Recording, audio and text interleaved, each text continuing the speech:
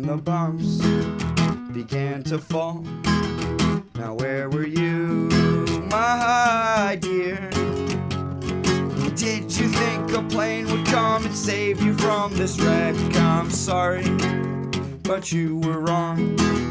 Let's hop a train, get out of here. There's but one left that'll take us where we need to go. We all knew that it was gonna end this way, so hold my hand and there'll be nothing to fear. If you're afraid, we'll get some beer. If you're still afraid, well then we'll get some whiskey too. And we'll drink until we can't remember our own names. Smash those bottles against the remains of this machine. So when the sun falls to the sea, and everything we thought we had is gone, may we wake up bathed in a glorious radiant dawn. Pick ourselves up, move right along.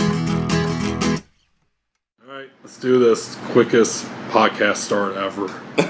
Yo, welcome everyone to the Garret Schuelke Podcast.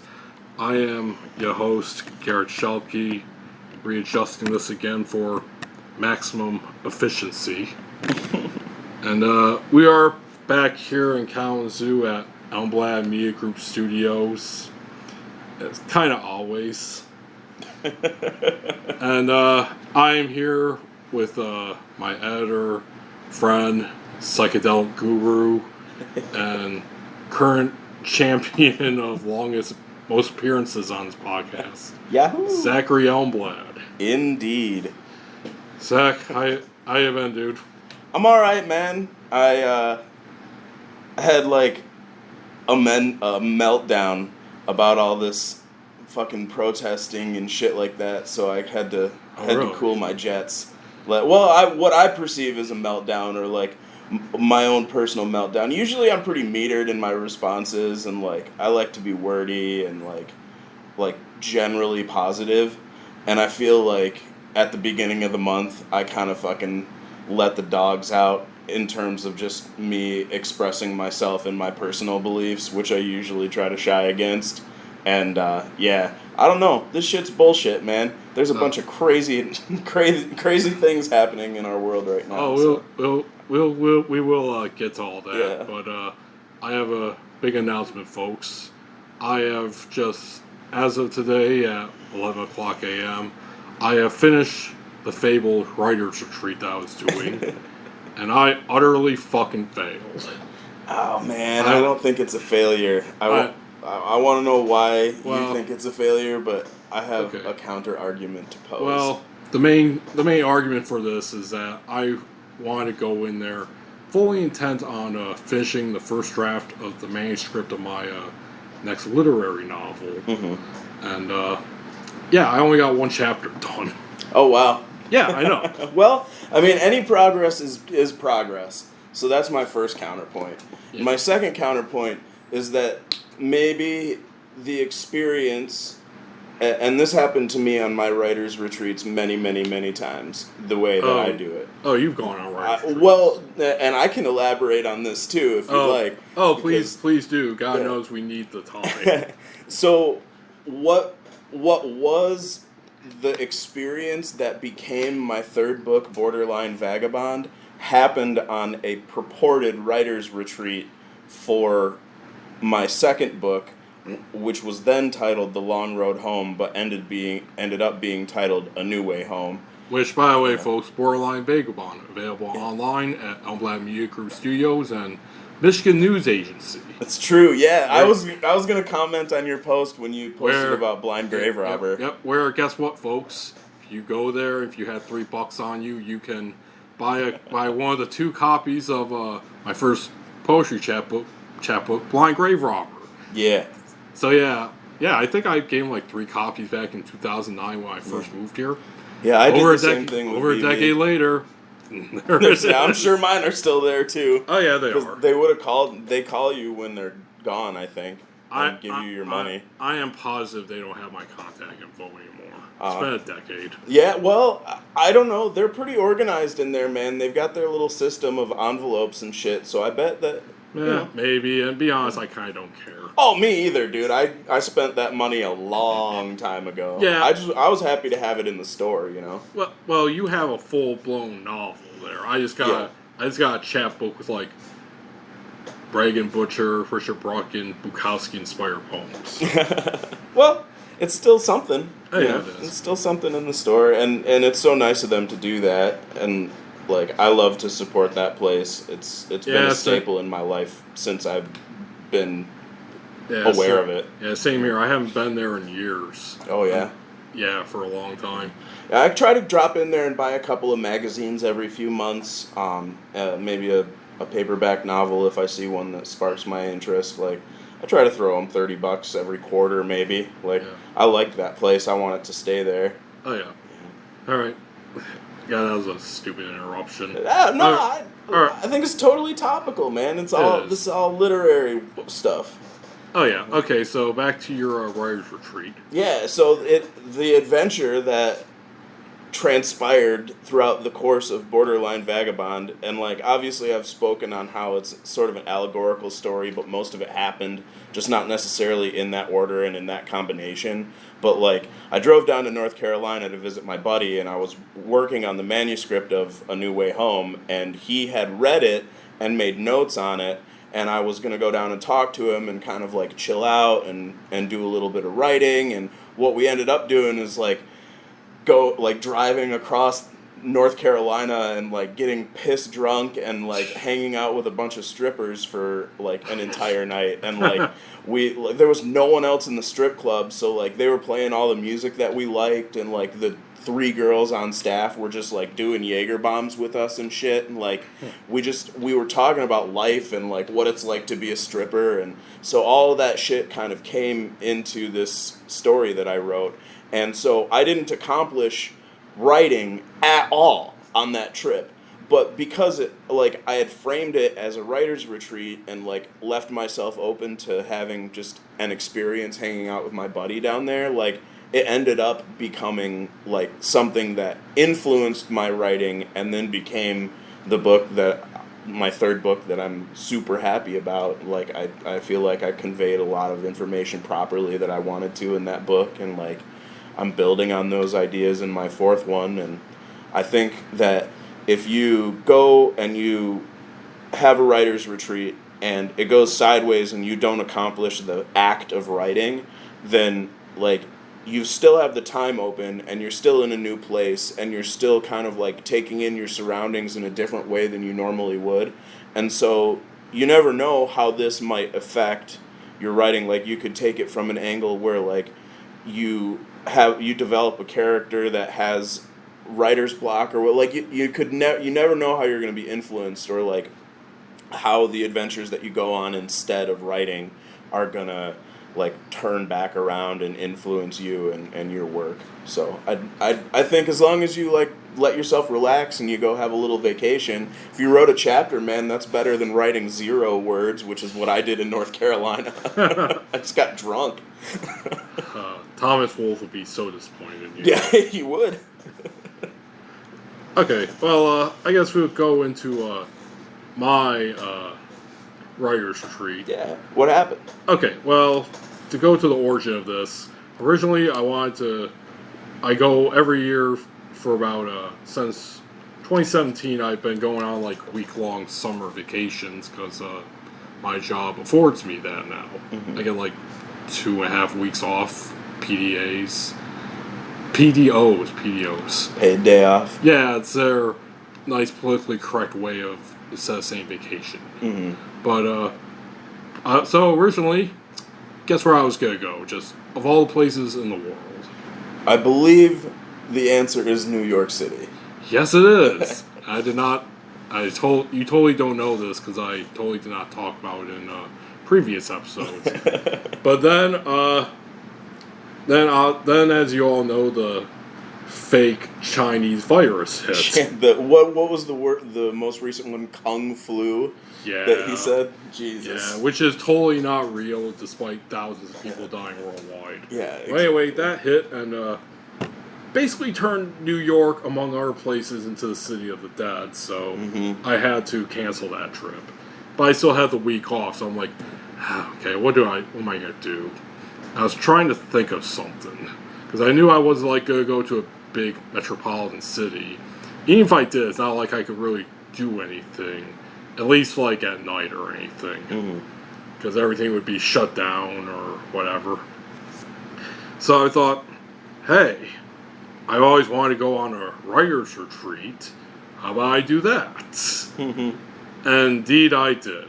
I was thinking of places to go, mainly for a place to stay by myself. And I had two choices as I saw it. A little motel up near Traverse City, which was actually pretty cheap. I really mean cheap because when I looked up every other motel and hotel around there for like the 8 days I would stay, it all would cost me over $1,000 or $2,000. This place would have been like 400 some bucks. Or on the place I did settle in, the suites here in Kalamazoo. Holy shit, I'm blanking on the name already. Statebridge? Not Statebridge. Wellspring Suites. Wellspring Suites. Yeah, which is some trivia. I actually stayed there back way in the before time, 2012. In the before time. When life was simpler. Yeah, 2012 I stayed there when I was between houses for 3 weeks. When I moved from Fletcher Collective into the Black Lodge house venue. Legendary house venue around here, I might add. Which I previously lived with guest Andy Argo. Yeah, and it was going to be the same price, $400 a week. So I was like, okay, which one should I choose? And ultimately I decided on here because I figured up in Traverse it would be nice, but I would have too many distractions. Mainly because it was like right across from a beach, apparently. So I was like, so tempting, but I gotta write. I gotta sit down and write this fucking novel. So I chose the one here in Kalamazoo. And how should I break up how this went? Well, okay, I'll break up the first 3 days. Saturday, Sunday, Monday, I stayed inside. Like, I went out for, like, breaks and had to catch fresh air, but I did not leave the property. And, yeah, didn't work, surprisingly or not. Like, it kind of just led to a writer's block, and, then, of course, doubting what I'm writing. Yeah. And there's some other factors that didn't have to do anything with writing, but they add to the stress. This really surprised me, but my room sucked for the most part. Bummer. And there's 3 things exactly. I'll rank them from like the least worst to worst.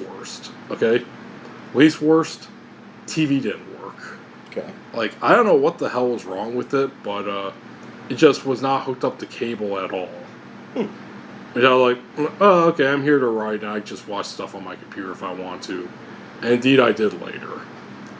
Second worst, toilets kept clogging. Son of a bitch. Yeah, like, seriously, the first dump that I took when I got there on Saturday, after I unloaded all my stuff, instantly clogged. Dude, the writing process makes you shit a lot. Yeah, it did, actually. Due to all the beer and food I was consuming, too, probably didn't help. And, eventually I had to go get a plunger, and I kept that in my room the entire time, because every day it clogged up.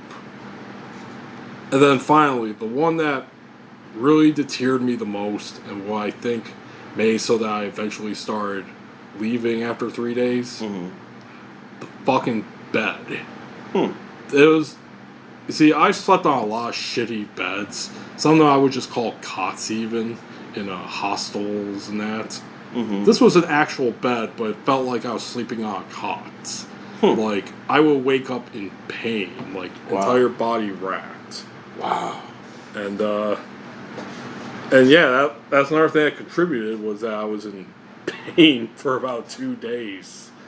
because then I would try to like sit down on the chair, which was a okay chair, but then like to go from like a shitty mattress to just wreck your body at night to just sit down in this hard chair. It's just that pain that comes along with it. Huh. So after that, I decided to take a different approach. And I was kind of anticipating this anyway, so it wasn't that much of a bummer. Like, okay, I'm going to go do some stuff, and then come back and write. And indeed I did. I went to actually some places that I've been to like only once when I lived here, like when I first started. 3 big ones was Asylum Lake Nature Preserve, Kalamazoo Nature Center, and Millam Park. Nice. 3 nice places. Yeah, and it was fun. All 3 of them were fun. That's another thing too with this writer's retreat is that like a week earlier, I made a post on my wall asking for advice. Like, hey, anyone who's done this, what would you say? And there's this great writer out there named Garret Cook, and he has given me some advice. And his big thing was like, take it easy a little bit. Just don't get so serious about it. He is absolutely right. Yeah. So this was me taking it a little bit easier, because this technically is my vacation after all. Exactly. You gotta enjoy yourself. Yeah, so Asylum Lake was really nice. Like I said, I went there for when I first moved in 2009, and I think I was like feeling shitty at the time, so it's one of those things where like, I need to get out of my apartment dorm. I'll go for a walk here, because why not? With my young 20s feelings. Yeah, I had a lot of young 20s feelings at Asylum Lake Preserve too. Yeah, well, since I no longer have that kind of thing, I mean, I'm still sad as fuck. Let's not get twisted. 30s sad is a lot more intellectually acute. Yeah, but I was able to take it more in this time, my surroundings. Yeah, it was fun. Yeah. Really beautiful area back there. Best thing was there's apparently deer back there who don't mind the presence of people. Yeah, they hang out. Yeah, it's strange. Like when I first got there was one that was just right there, just walked in front of me. I mean, like we were like the same distance like you and I are from each other right now. And I just kind of watched it go. Then 2 women came by and they're like, "Oh, another one did that?" I'm like, really? Yeah, there's like, and they encountered like 2 other deer who were just kind of chilling around people. So then, I don't know, I spent like 2 hours there or something. Then I was coming back, I'm like, I wish I could have taken a picture of a deer.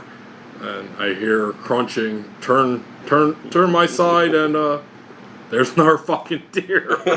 Just right next to me. I could have reached my hand out and pet it. Like, okay, great. I just took a picture of it. Yeah, dude, I have a feeling the deer population is going to be a little nuts this year, because a bunch of them did not get smashed by semi-trucks, because, like, all throughout spring, like, there was hardly any traffic on the roads. And, like, when I was, I regularly drive around at, like, 3, 5 o'clock in the morning, like, in the witching hour when, like, no one is awake. And the fucking deer, there'll be, like, 14 of those fucking things in the middle of the street, just, like, ambulating around and fucking getting in your way and, like, looking at you like, hey, dude, I'm walking here. Like, what is your fucking deal as a vehicle? And so, like, I think that's going to be a huge issue in the fall. Yeah. But also, deer are cool. It's like a big giant dog. You're like, what is that? Oh, wait, that's a deer. I see those things all the time. But usually I'm trying to avoid them as they, like, wish to jump in front of my vehicle as I'm driving at top speed. But, like, they're actually pretty cool to just, like, look at. You think it's cool now. Wait until Whitler decides to cancel hunting season due to COVID. Oh, my God. Yeah, she's not going to do that, I think. No. I don't know what's going to happen, man. Like, did you see the news item? Like, over we just had like 2,000 more cases reported in Michigan overnight last night. Yep. Like all the tests got turned in. USA, number one, dude, especially down in Yeah. Texas. Dude, and Florida. And Florida, yeah. But I mean, Florida, dude, you just had to expect it. I can't believe it took this long for that shit to happen in Florida. It's these fucking red states who had these shitty Republican governors who, like I was joking earlier, like believe it's a hoax or it's just like the flu. It's not that bad. They're just trying to oust Trump, and then they open everything back up, and then Yeah, dude. And it's coming back here, man. oh yeah, totally. I'm totally expecting another shutdown. Me too, dude. And like, I'm okay with it because the way people have been acting is just fucking ridiculous lately. Even if we honestly aren't blowing up like Texas and Florida, it'll probably get to a point eventually. Yeah. Well, and what's really sad is that now, for the foreseeable future, like, international travel is not a thing for United States citizens right now. Like, I did read that story. How I guess the EU is considering not letting Americans in because I believe it's an actual thing. Oh, it is. Yeah, actually. they're like they open their borders in the Schengen zone, and then also like I think Chinese people can come and Russians can. Maybe it's Russians and United States citizens aren't allowed yet. I'm only sourcing this information from a single article that I read, but I'm pretty sure that they actually did like cut it off. Like we're not allowed to go for like a few months at least. Yeah, I'm curious of how Canada is going to do because one hand I would like to go back there at least one more time. Yeah, dude, me too. But I have unfinished business in Canada. Oh, really? No, just more things to do, man. Oh, the provincial parks are amazing up there. I want to go back to the Bryce Peninsula and do some more scuba diving in the what is it, Tobermory, Canada. Like there's a underwater park for scuba diving with like sunken ships and shit. Oh, and nice. I went out there and dove on 6 wrecks, and it's amazing. Like it's one of the coolest places I've ever been scuba diving. I definitely want to go back to that place. I actually want to go back to Toronto mainly because besides it being Toronto, they have that nude beach there that I want to go back to. Oh. But let's see if Canada will even allow people in. Yeah. Like I think they've made it so that it's like essential services. Yeah, it's been that for a while. Yeah, but they've upgraded so that like if you have a family member or something, you can go. Mm-hmm. Yeah, but it's not an open border like it used to be. Yeah. So anyway, back to the writers' retreat. Sure. So then after I got back, wandering around, marveling at nature as a 33-year-old man. I do that shit all the time, man. It's not a problem at all. Like, wow. And nearly petting deer. Yeah, I was able to write.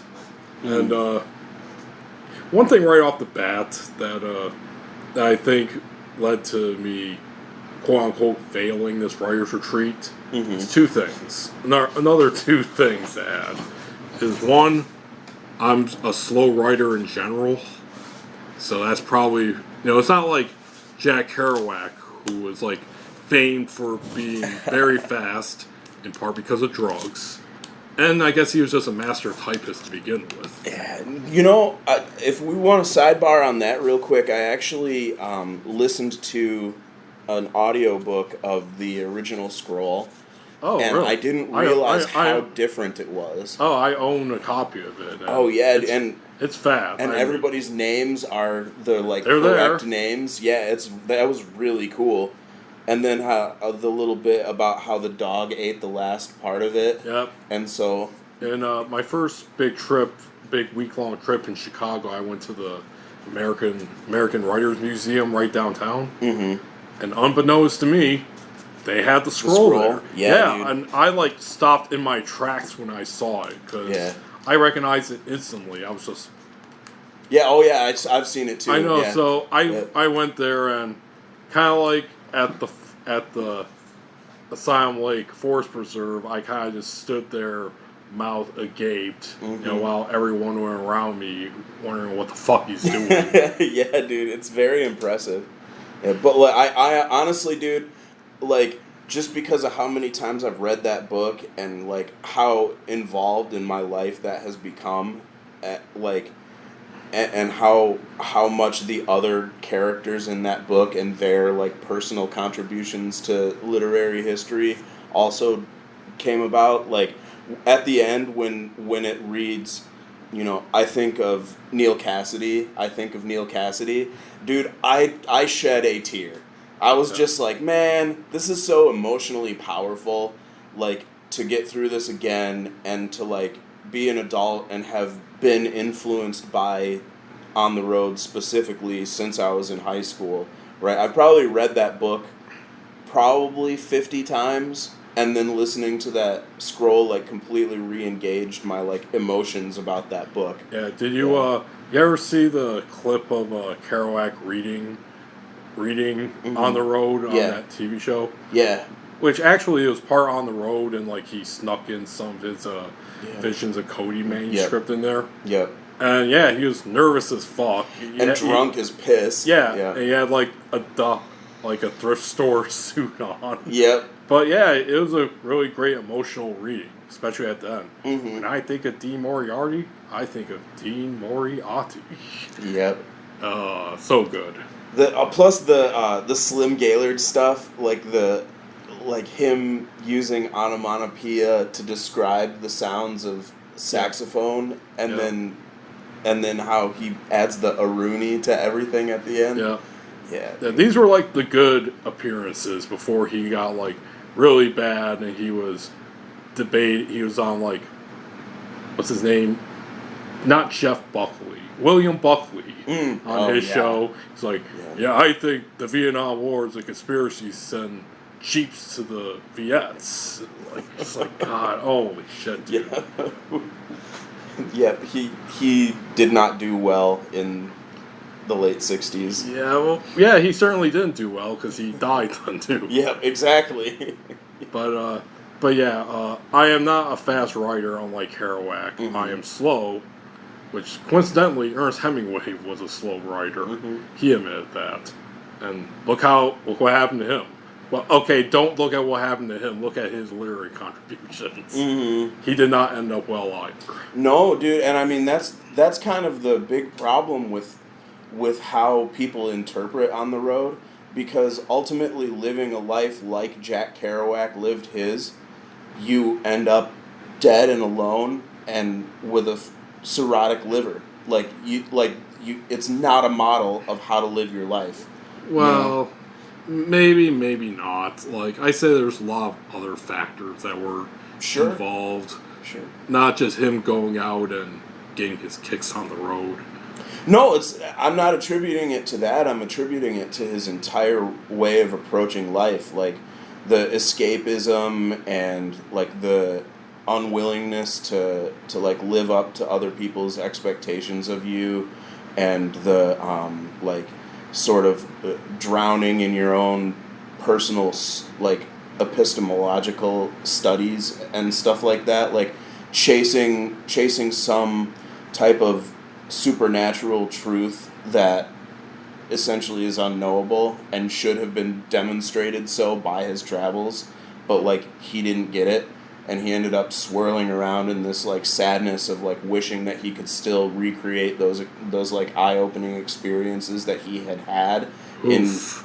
And I have that a lot, actually. Yeah, well, it's crushing sometimes, man. And like that happens to writers and creative people in general, and like we all deal with that kind of like malaise, especially associated with being incapable of writing because of how like thrilling the process of like condensing ideas onto paper can be. Like sometimes when you're trying to chase that, like that's what I referred to as the main nerve in Borderline Vagabond. It's like that fucking feeling of like, man, you're engaged and you're doing it right. Like back when he was hitchhiking across America, like that was his zone, right? Like where he felt most comfortable and most like plugged in to the whole psychodrama of like what is there other than like birth, life, work, taxes, death, love, marriage, children, church. Like, if you don't want to be in that paradigm, then to extricate yourself from it, you have to kind of like let go, you know? And if you let go and you can't catch on to something again, then you end up fucking completely lost. And I feel like that's what happened to Jack Kerouac. Like, he went and found what he was looking for, and then he couldn't translate that into something that worked for him, ever. And, like, although he continued to put out good material, like, On the Road was a finished manuscript for like 7 years, and he had already published Dharma Bums and a couple other ones too. No, I don't think he published. Like, I think he published Town in the City. That was his first big novel. Yeah. That bombed, and after that he just kept on writing and submitting stuff, and never got published. Okay. I think he had like a few stuff published in magazines and not zines, but whatever they called zines and chapbooks at the time. Yeah. A few here and there, but then he hit On the Road. Then it's like, oh shit, Beat Mania. Hey Jack, you got anything else? Well, I have this manuscript called The Subterraneans. Mm-hmm. We'll take it. Yeah. Okay. Yeah. And I mean, maybe that's an aspect of it too. Like, it is, he had a burst of success and then sort of created a pathway for the rest of the beat culture to... Oh, yeah, he did not take fame well. No, he didn't. No, man. I mean, Allen Ginsberg didn't either, and... He did a little bit better. I mean, didn't he spend like 3 years in Morocco getting fucked up on heroin, though? But he also was like, you know, engaged in political protests. Good point. Yep. He was a big figure in the hippie subculture. He translated to that, whereas Kerouac died. He basically drank himself to death while living with his mom. Yeah, and just pushing away everyone that loved him, including Ginsberg. Yeah, and I mean, and Neil Cassidy too. You know, Neil Cassidy is his real name. Dean Moriarty is the literary name. It's so confusing. We could go on about them, but to get back to my failed writer's retreat, which will surely lead me to a similar fate as Kerouac. But no, man. But okay, besides being a slow writer, it's also as I said before, I'm writing a literary novel this time. Mm-hmm. It's a sequel to Animaki, so it stars Floyd Spicer, my other literary character, Imogen McDonald. Mm-hmm. And it takes place here in Kalamazoo, too, which was another reason why I decided on Kalamazoo as well, because, like, okay, I'm writing a novel that takes place in Kalamazoo, I should get here, to get the energy. Mm-hmm. The energy. Yeah. Dude, you can talk in terms like that. Like, I know. You know, like, the literary world is full of that. Like, it's completely esoteric. You're taking shit that doesn't exist and making it exist. I know, and keep in mind, too, these, my last two literary works, Animaki 2016, Hup Jamboree Stories 2017, that you so graciously published. Happily. Buy it now. But, those were, like, my two big literary works. The rest of it, I've been doing Godin stuff, which is superhero, pulp fiction, action, adventure. Mm-hmm. So it's like, okay, I'm getting back into writing literary, and it's a lot slower writing literary stuff, especially because this is a more conversational book too, because it deals with the interactions between Floyd and Imogen.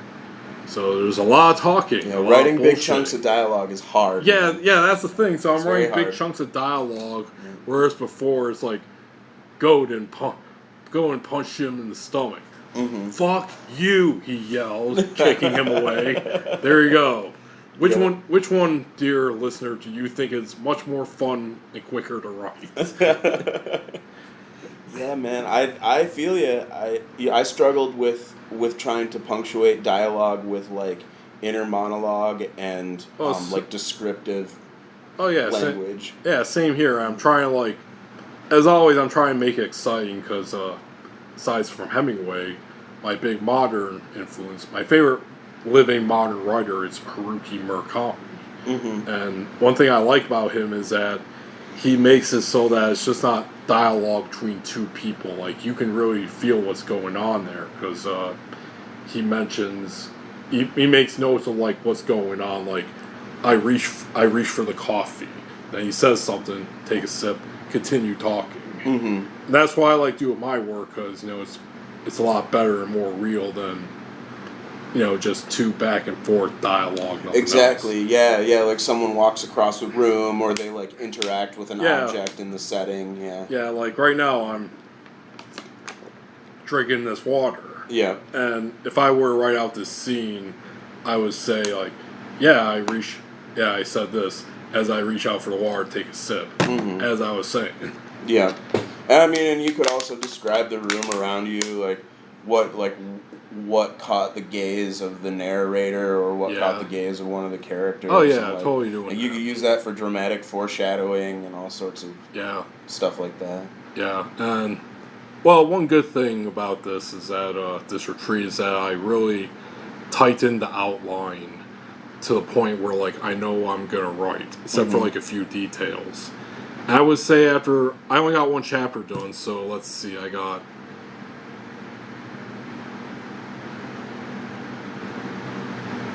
about 5 more chapters to go in this. Okay. So I already kind of know like how, whereas before this writer retreat, like I didn't know exactly how far I was gonna go. Now I do. So well, that's good. That's one good thing about this writer's retreat, is that I got the idea and the outline pretty much straightened out. Nice. That's always helpful. Yep.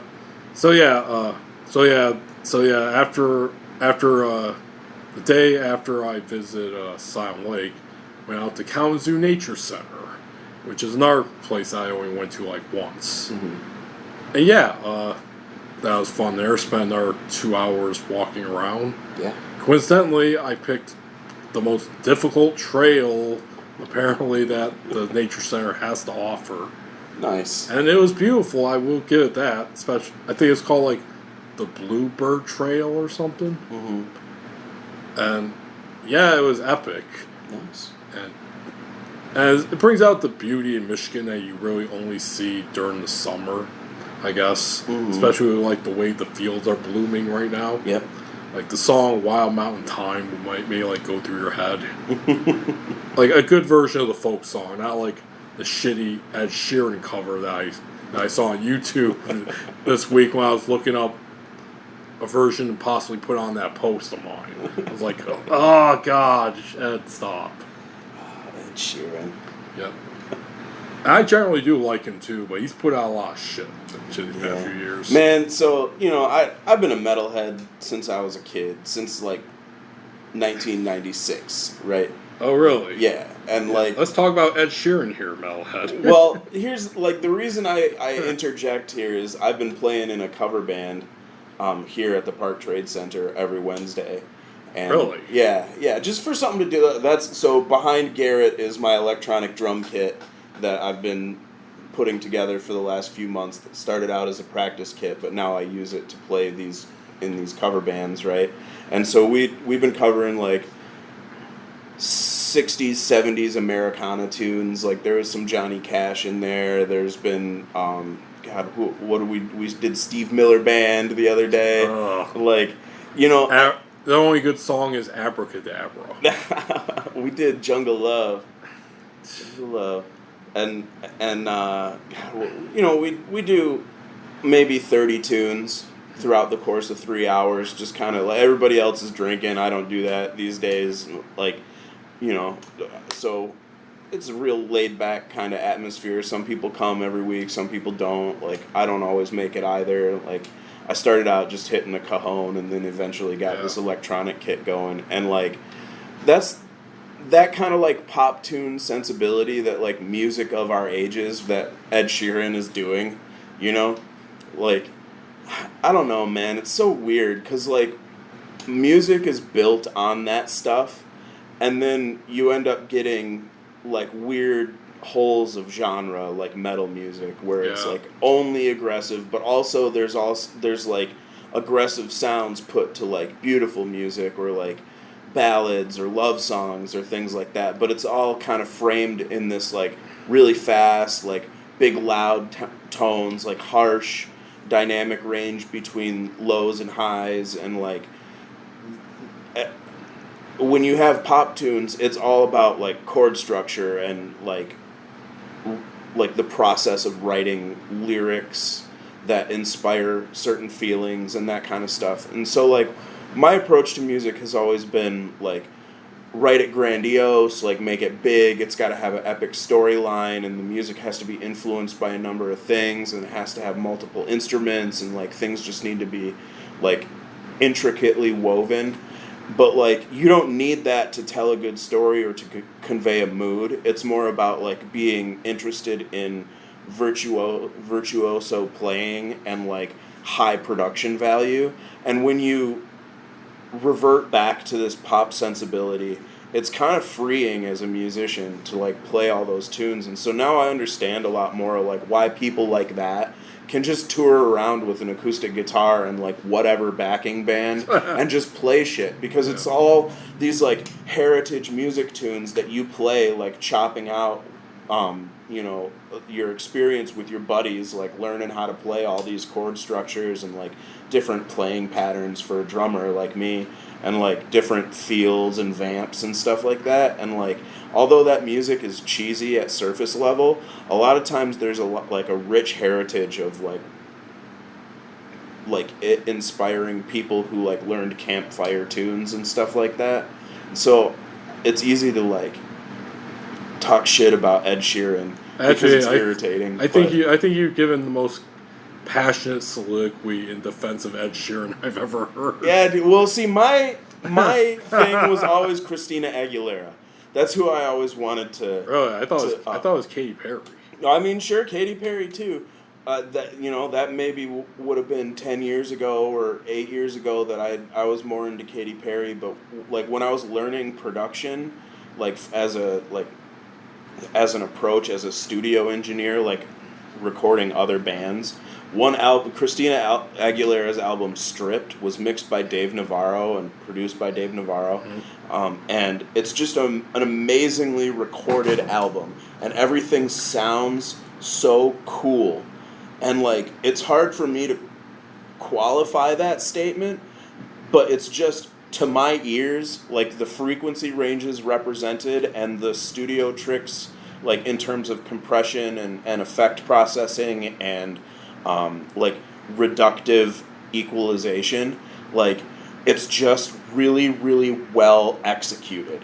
And so I always would listen to Stripped, the Christina Aguilera album, like before a mixing session or like before I record. And I was recording like raucous punk bands, metal bands, ska bands, rap artists. Like that's like, where I made my money, you know. Like, okay, guys, I'm glad you're here. Let's get this session down. But first, you should really listen to this. No, I never I never tortured anybody through it, you know.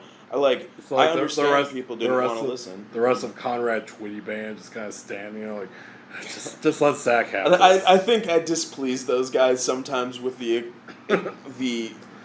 eclectic nature of my musical influences. But that being said, those guys have listened to a lot of fucking music too. Like, dude, Marty played in a cover band that had a repertoire of like 60 or 80 tunes, and like a lot of them were just like crowd favorite bar tunes, and they played the hell out of them, and they had a ball. And I recorded like 25 of their tunes, their original tunes for them, and like, he was a hell of a player, dude. He cut his chops long before we were in Conrad Twitty band. The same with Mark Baum.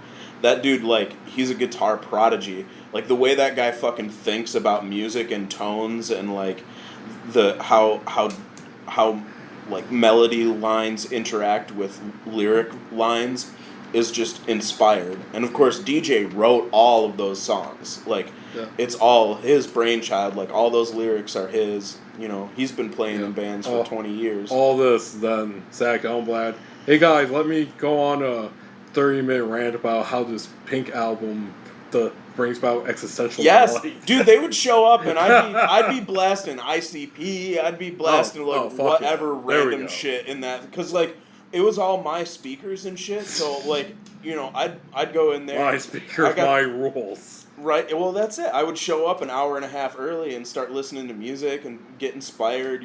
Sit down, get the drum kit ready, like warm up, and then they would show up. Well, ICP is really making a killing right now with as you people all know. Confederate shit is going down the drain, finally, thank God. Yeah, it's time. And ICP is making a killing off it by selling a t-shirt that says, fuck your rebel flag on it. Yep, dude. That's good marketing. ICP became wholesome family material in the late 2000s. Well, yeah, but they've always been, fuck the Confederacy, fuck rednecks, we kill Hicks. Yeah. That was their big... They've always been like that, so this is nothing new. No, exactly, dude. I mean, they're on platform. I mean, I honestly can't believe I haven't seen more juggalos at, these protests taking down statues. It's like, you think this would be, their perfect area to come. Dude, a lot of those guys are just too busy working, supporting their families, and working blue-collar jobs.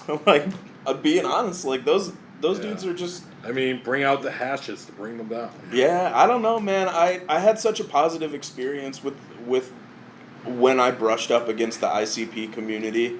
It was a great time for me in my life, and they treated me very well at a time when I was fucking lost, man. I have my stories too. Yeah.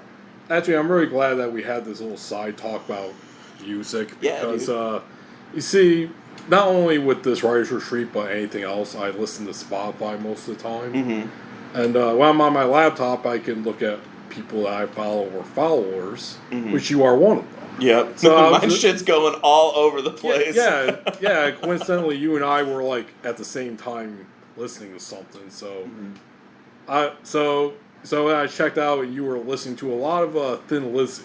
Yeah, that was just the other day. I was like, you all right, bro? I mean, you want to talk about something here? No, well, that was that's fucking 10 a.m. too, wasn't it? No, this was near midnight. Okay, yeah, I don't know. God, you are listening a lot of Thin Lizzy. You're starting to worry me. Yeah, dude, what was I listening? The song, oh man, the opening of their 1980 album, Soldier of Fortune. That's the one. I really liked that tune. But no, I had just a weird craving to listen to Thin Lizzy that day, dude. I was like, that's what I want. I want those dual guitar leads. I want that kind of saucy vocal style and kind of just look who just got back today. Dude, boys are back in town. It's a good fucking tune. Oh wait, they did that one? Yeah, man. All right. Or Whiskey in the Jar. Okay, I know that's an old Irish tune. Yeah. Metallica covered it, and everyone thinks it's theirs now. Whatever. Yeah. But then again, at the same time, when you were just jamming the fuck out to Thin Lizzy, I was just rocking it to Counting Crows. Nice. Yeah, I'm there writing a literary masterpiece while Accidentally in Love is just blasting. Yeah. Well, their smash hit from the Shrek 2 soundtrack.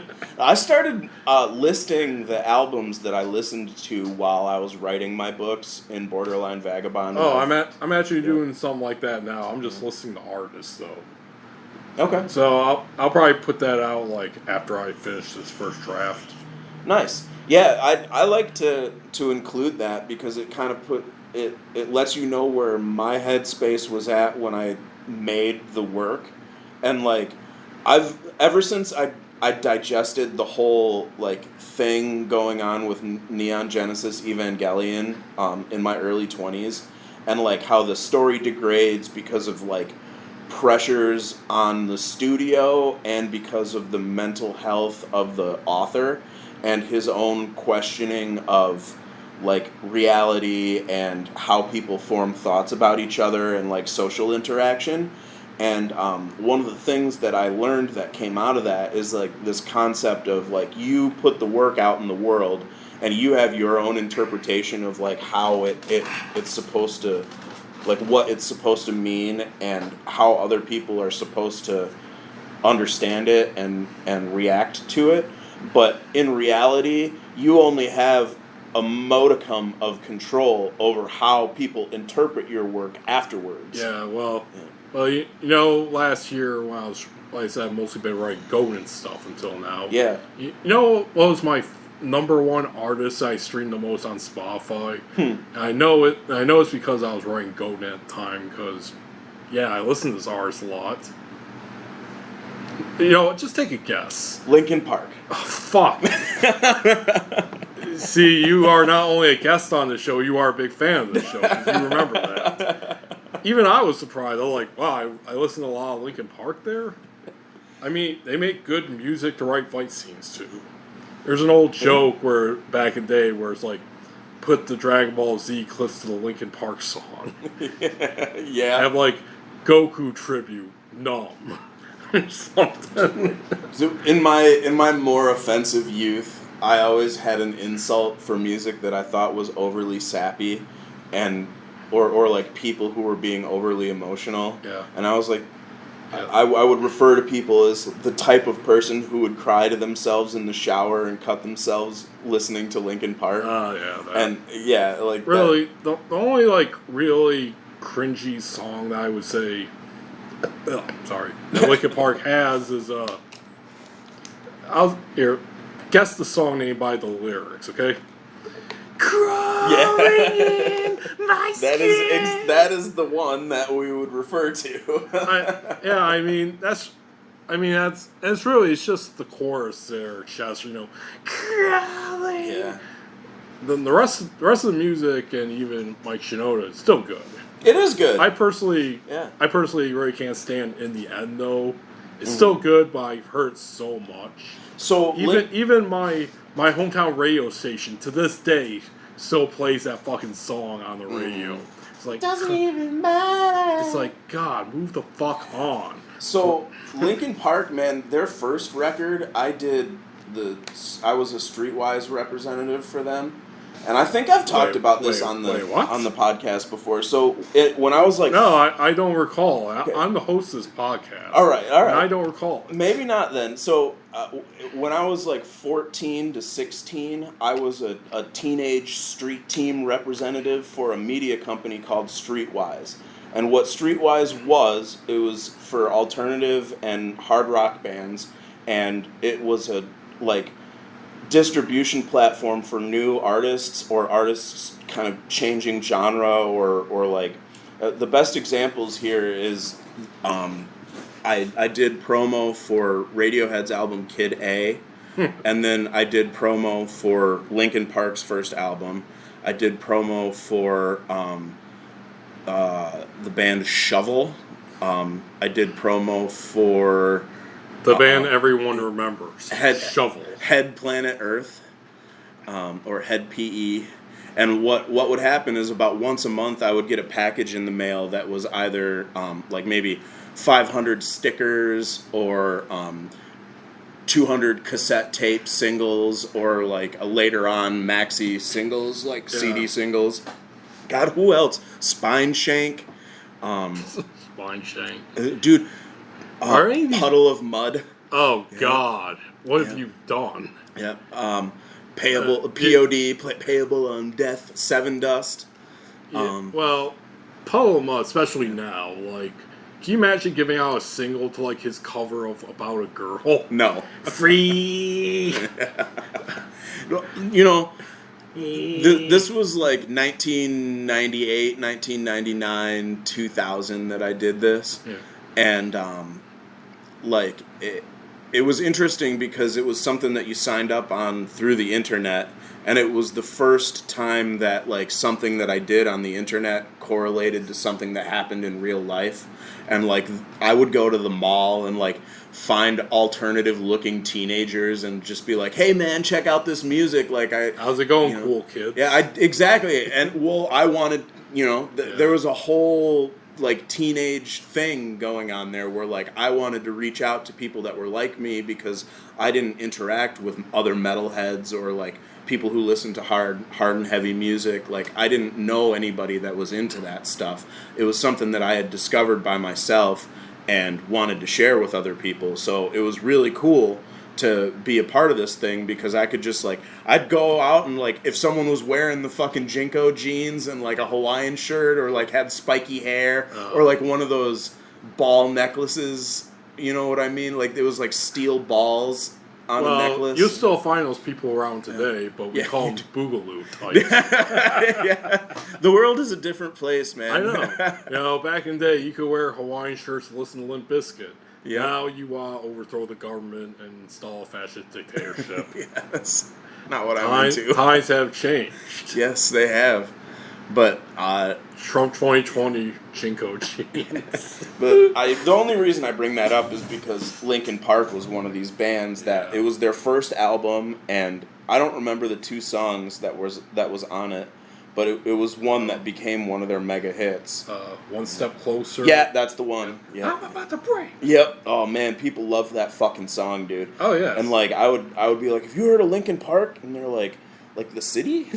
And I'd be like, no, it's this band, man, like super heavy. Like, yeah, if you love them, you're gonna love Shovel.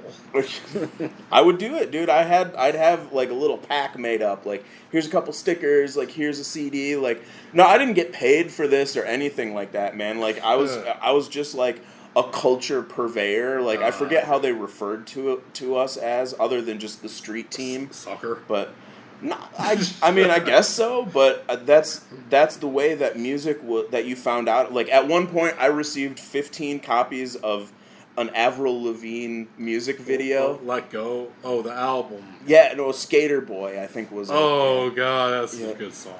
Yeah, and it was the music video of Skater Boy on a VHS cassette with like her picture on the front and maybe the album cover. I'm not sure. Yeah. And like I gave it to the people that like had responded well to my original like approaches, because I would like get their numbers and shit and be like, hey man, let's go to concerts together. Like I was just all about it, dude. I was an innocent little kid that like didn't think that I was irritating people at all. Like, oh dude, that reminds me, on my first week-long trip in Chicago, I was waiting in line at the Shed Aquarium. Mm-hmm. Vice put out an article where they write a deep introspective piece on the 10th anniversary of Avril Lavigne's "I'm With You" song. and I love that song too, but I sent it to one of he's actually my second cousin, and who hated Avril Lavigne back in high school, because, you know, not really punk, but she isn't, but, yeah, whatever. Yeah, but then I sent it's all fucking yeah, then I tagged him, and I'm like, dude, you remember this song? He's like, holy fuck, that was great. It's an image thing, man. Like, it's all fake. You know what I mean? She really wasn't doing anything different than the Sex Pistols, which was not entirely, but mostly based on fashion. Yeah, exactly. I mean, it's an illusion. The Sex Pistols were so not punk that apparently back when they first met the Ramones, they were actually afraid that the Ramones were going to beat the shit out of them because they thought they were an actual street gang. That's funny. But then they made nice with each other, and Sid and Dee Dee went and shot heroin in a toilet together. Hooray. Pop culture. Friendship. Yeah, friendship. Like the minute they shot up, the friendship from Mortal Kombat just appeared above the toilet. Yeah, these are not people to emulate, man. Yeah. Yeah. No, we're not. We shouldn't be emulated. Look what we're doing right now. But yeah, so yeah, when I was writing there, I saw you with all the Thin Lizzy. I was like, oh, you okay, bro? Then I realized I'm just jamming the fuck out the Counting Crows. Right. So what right do I have to question your taste? Yeah, my shit, it goes everywhere, man. I if anybody watches my Spotify, I'm sure they're regularly confused. Oh, same here. But, okay, so then the third day I went to downtown Kalamazoo, just kind of walked around and took pictures of the art that's up after you guys had your own uprising here, which we will get into. Yeah. Wow. But a lot of good street art. And, well, speaking of statues, there used to be one here in Bronson Park that was taken down finally. And it was just kind of there, just a empty foundation. Yeah. Seems like they replaced that with just like grass now. Yeah, it's a shame, man. Like, I'm surprised they haven't like planted a garden. I don't know what they're gonna do down there, dude. Bronson Park is such a hot spot for the last 20 years. Like, when I first moved to town, and like when I was a kid, we used to go up to Bronson Park every Christmas, and some dingus was dressed up as Santa, and he'd hand out little plastic fucking Matchbox cars. Well, the big controversy last time we had Charton Code on, was they replaced the candy canes at Bronson Park, so like they were like generic and round or some shit. Yeah, well, they're like ADA compliant and stuff like they that. weren't like arching over. Yeah. Everyone was just fucking furious about that. Yeah. One local activist around here was like, God, all this trouble in the world, and you're mad about candy canes? Fuck this town. Dude, I don't know.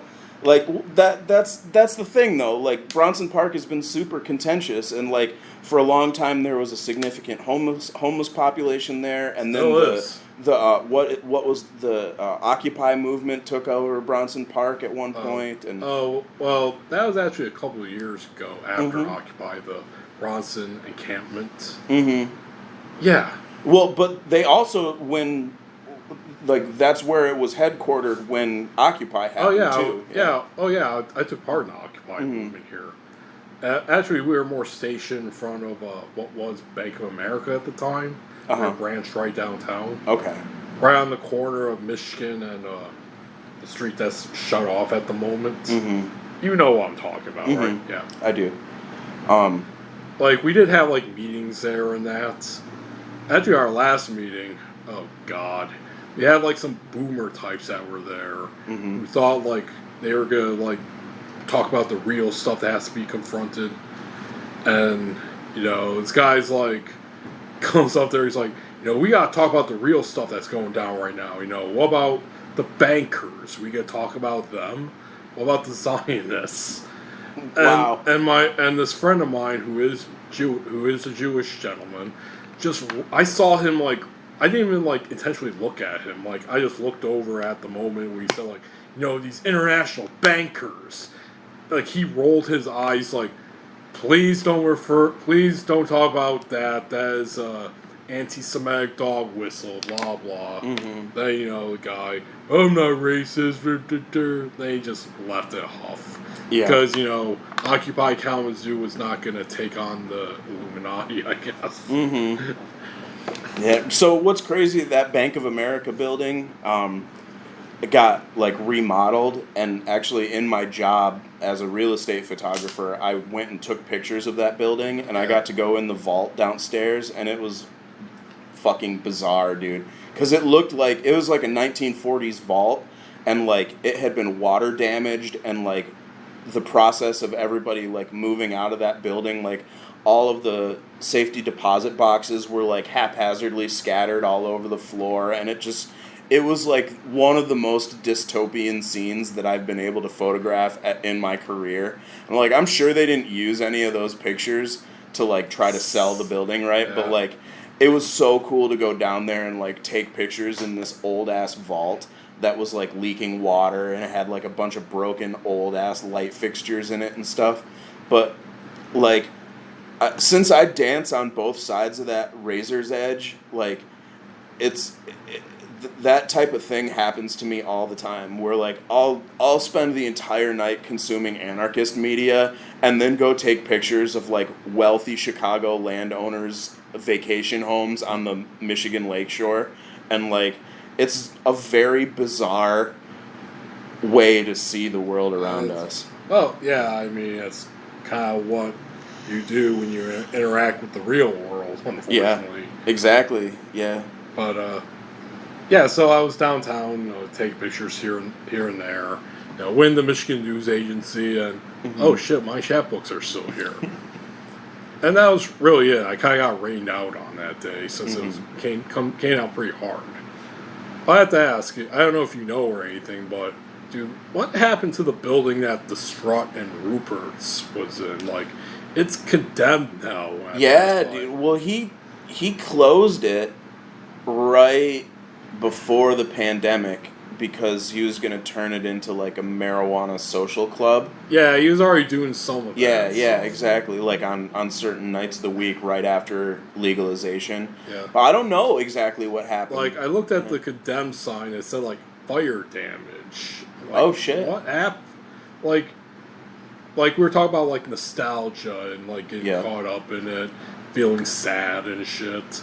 This was kind of like my one moment there because the strut was just so important to me. Oh, dude, yeah, this definitely, and Alibaba's Hookah Lounge before that too. Yeah, so yeah, it's been Boogie Records. Christ, that was like the cultural hangout in Kalamazoo from the '70s. Yeah. Yep. So when I moved here in 2009, it's been a little over 10 years since that happened. So the strut went from basically the big hot spot, the big indie place to see shows and whatnot, to now being condemned. Yeah. It's like, god damn. Getting old is a fucking bitch of a process, dude. And like part of it is watching things that you really loved fucking die. Yeah. And it sucks. Yeah, dude. There's another venue in Kalamazoo that existed long before the strut that was called The Space. And that was my absolute favorite place to go. I thought you were going to say Craft Brawl. Oh, Craft Brawl was cool too. Yeah. Because with the people I hung out with, that was like the big thing for them. Yeah. And they hated Old Dog Tavern for like a sec. Yeah, Old Dog Tavern is a cool place though. Like the owners are cool. It took a while for everybody to understand. Oh yeah, though. They were even pissed that they kept as one of the decorations on the inside. They have the Craft Brawl sign and the Club Soda sign too. Yeah. So they were pissed at that because they thought like Old Dog was like bragging about taking over from them or something. What's weird is my old landlord owned the rights to the Craft Brawl beer recipes, and actually like opened a Craft Brawl bar in Florida and was like making money off of it, and then tried to open a new Craft Brawl on Portage Road in like 2008. I remember that one. Like I would pass by, I'm like, wait, why is everyone complaining about Craft Brawl? It's right there. Yeah, dude. Well, he never opened it because the fire marshal wouldn't let him open the building. Like it was it had previously been a bar called Gio's that was around when I lived in that neighborhood, and the sprinkler system was fucked up, and like there was something wrong, that either the Ansel, like the fire suppression system, or the sprinkler system wasn't working properly, and it was like $250,000 to fix it, and the building was purchased for like $175,000, so it was like you couldn't, like there was no reason to do it. I believe that's a Mexican market now. And like it's interesting because that guy screwed me out of like $1,000. Fuck that guy. And then he ended up buying my buddy's business. It's a long story. I'm kind of involved with that whole world. But also, like, I partied at Craft Brawl when I was in my early 20s. Like, I went to a bunch of shows there. My friends in the band Nobody's Favorite, which is now, God, what are they called now? They released an album called Albino Rhino. Bonehawk. They're in Bonehawk. Matt Hell is like the leader of that whole gang, and he was in a band called Nobody's Favorite at the time, and they played Craft Brawl all the time, and the Space, and so I would go to the Space. I played at the Space. I never played at Craft Brawl, but I did play at Club Soda one time, and I played at the Strut twice. I played at Alibaba's Hookah Lounge maybe 5 times. So, like, I've been in and out of these Kalamazoo venues as both an artist on stage and also as, like, a regular, like, concert attendee.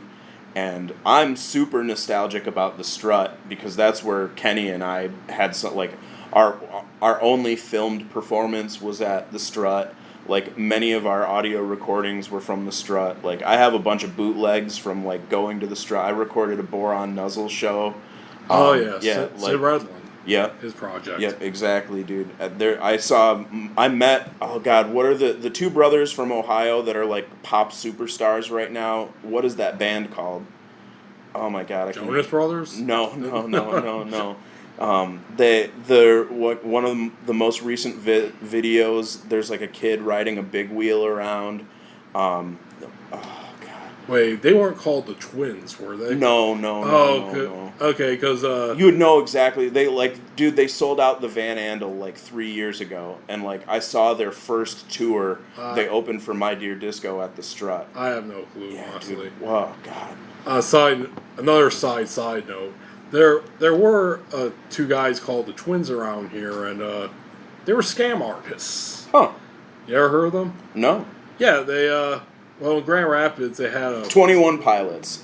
That's the name of it. Really? Yeah, 21 Pilots. I like hung out with them. They were like 17-year-old kids from Ohio, and they had like a little tiny drum set and a Korg Triton piano. Okay. Like I helped them fucking take it out of the trailer and shit. Hung out outside the strut in that little like alleyway on Academy Street. It's like, yeah, you guys are cool, but I don't think you ever be as big as Shuffle. No, no, I loved 21 Pilots, dude. So back then, they didn't have a way to purchase their music. So what I did was I recorded on my thing just like you're recording this. Yeah, 21 Pilots. Aren't they the ones that had that song like "All My Friends Are Demons"? Something. I don't know. I don't know that one. I don't know. I'm trying to think of a song they did. My name's Blurry Face and I care what you think. That's the only thing that comes to mind right now. But no. Wish I could turn back time to the good old days. Yeah, when my mama sang us to sleep, but now we're stressed out. Yep, that's them. Yep, that's them. Yep. So they had a really good chanty song that I got stuck in my head real bad. And so I had to record it from their MySpace onto an MP3 recorder. Oh, that's funny because on my recent episodes, The COVID Life, I got like a shit ton of, songs related to like COVID, pandemics, the end of the world. Mm-hmm. I like these artists. I'm bashing them a little bit. But most of them had like MP3s now you could download or purchase. Mm-hmm. Some of them were just like, oh, no, we just have them on their YouTube, just get it off there. I'm like, God damn it, really? Mm-hmm. And I couldn't figure out how to do it, so I would just put up my mic there to it, and that's why if you listen to those episodes, as you should, people, some of the quality on those songs are shitty. You can take the headphone out on your laptop and put it into the line-in on this and record the direct stream. Wait, really? Yeah. Oh, yeah. We'll talk about that later, though, because I'm interested in that. Yep. Okay, but... Hacker tips. Hacker man. Well, and, okay, God, we just finished up this writer's retreat. Yeah. Because we're just going off a lot of sidebars. During this time, too, I purchased one of my outings, because I also went to, like, bookstores, thrifting, fanfare, and all that. I stopped at Meijer and got a self-inflating pad. Yeah, I slept on that the rest of the week on my bed. And yeah, it was comfortable. It straightened my back out. Fair enough. But that would piss me off, like paying $400 to stay a week at a bed that wrecks my back so much that I have to go buy another bed. Go buy a $30 pad, self-inflating pad from Meijer. Fuck you. Yeah, that sucks, man. So yeah, then the final day, i.e. yesterday, went to Millen Park, which went there once for a then friend's wedding. Wedding, like the after party there. And also the Glow Friends, a local shoegaze pop band, wrote a really good song called that. So I thought, hey, why not? I can't figure out any like other nature areas to go to, so go there again. Had a good time. Took a picture of a gray goose, which was very exciting, kind of like when I saw like black swans in England. And well, I was debating to put this in or not, but fuck it, might as well, because when I was there about to leave, I hear a saxophone. Where is the saxophone coming from? Oh boy! I look over and there's like a party going on. I don't know what it was, some kind of like party with like that. And there's someone playing saxophone there. I look closer. Okay, this is like my last time. I'll let you guess. You really want to guess who it was? If it was Sasquatch. Yes, it was. Yeah. The proper nomenclature is Asquatch. Yep, Asquatch. Yep, there he was, and God bless him. No, actually, don't God bless him. And I talked about my frustrations over the week with the writing and the hotel and that. All that just like, I blew up on the inside. Like, for a good 10 seconds, I stood there staring across from, like, the river there that goes between, breaks up the park. Yeah. Like this. Yeah. Because long before we've had our beef, and I said, of course, I'm going to kick his ass when I get a chance. Well, here's my chance. Here was your chance. Yep. And you know what? I bitched out, and I did not do it. I was already, and thankfully this was like right at the end of my venture at Millen Park. So I just got in my car and I left. Yeah. That's unfortunate, man. I know, but that's another bad thing about nostalgia. Not only are you getting sad about, at least with me, not only are you sad about places, but you still hold beefs which are fucking stupid and nearly a decade old. Then, when you're like me, you're having a fun time somewhere, then it just ruins your entire experience seeing human garbage about. Mm-hmm. So yeah, there you go. Then I got a little sadder because I connected with my writing. I'm like, well, there you go, Garret. You can't finish up a first draft like you said you would. You can't throw hands with a guy that you threatened to years ago. Mm-hmm. Are you ever going to hold up to any of your promises? Oh, man.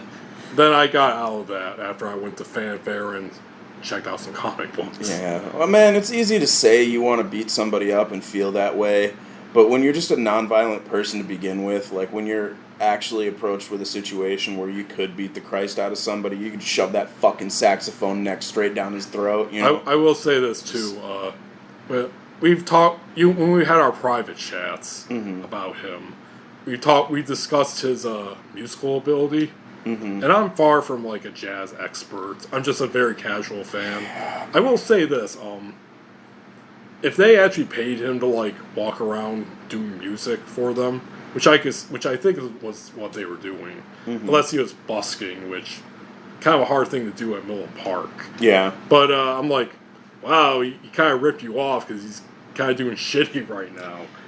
Man, you ever see like the stereotype of like a fat dude walking around and like a guy with a horn is like following him, just yeah. That's kind of what he was doing. Yeah. I'm like, I hope you guys didn't pay over $20 for that. Right, for what you thought was going to be a romantic serenade, and then he shows up. Yeah, you thought you were squeaks all over. You thought you were going to get some sweet John Coltrane sounds, but you got like a guy who doesn't give a shit. Right. Dude, I don't know how to interpret that guy, because like a lot of me wants to appreciate free jazz for what it is, and like I don't want to fucking rain on anybody's self-expression, and like I just generally don't want to like hold grudges against people even when they treat me poorly. And like that guy just frustrates me in so many ways, because he acts like he's a uniter in the Kalamazoo music scene, but he has just divided so many people. And like his friend group, or at least in my experience, and man, I haven't talked to this guy in like 5 years, like 3 or 4 years probably, and like it's just repeatedly you just have poor interaction after poor interaction, and you're like, man, it's not me, like I like Kalamazoo artists, like we should be fucking friends, I like, especially me and him. Like, I like saxophone. That was my first instrument. Like, I've been in weird fucking music projects since I was a teenager. Like, I should get along with that guy. But we don't, because he's just very difficult to be friends with. Yeah, well, and I think it's just an aspect of his personality that doesn't jive with me, and also in his taste in music, where it's just like, I like some weird shit, dude. I'll listen to fucking 70 minutes of noise music from Merzbow. Like, I like it. But his squeaky saxophone, I can hear it from a mile away, and I just get frustrated. I know. Coincidentally, that's how I found out he was there. Just, like, what is that engaging sound? They're like, oh, are you fucking kidding me? Yeah, dude. I'm trying to have fun on my vacation, and I see that. And here's this guy, like the big damper, like like the Kalamazoo random that you don't want to run into. I know. Yeah. And another good thing too is that, well, You can't see it, folks, but since I have my hair back, it exposes my huge fucking forehead, which is prime target for the sun. So during these jaunts, I wear my flat cap. And, yeah, that's probably one reason why he didn't recognize me, aside from us not having seen each other for all these years. Yeah. So if he looked over, he probably just saw a guy in a ponytail and a flat cap just glowering in the middle of the Milam Park, just like, why is that guy glaring at me with his fist shaking? Anyway, so yeah, that's won't go anything more with that loser, but that's kind of like a downer, somewhat a downer there, and this kind of goes another problem with me as a writer is that I'll connect stupid shit that has nothing to do with my writing to my writing, and then that'll put a damper on things. Yeah. Okay, so yeah, and that was really it. Today I checked out, and much to my chagrin, checkout time's at 11. Get a big knock at 9 o'clock in the morning, just boom, boom, boom. Which, by the way, I'm hungover too, because of course I've been drinking all week because it's writer fuel. Yep. And I swear I don't have a problem.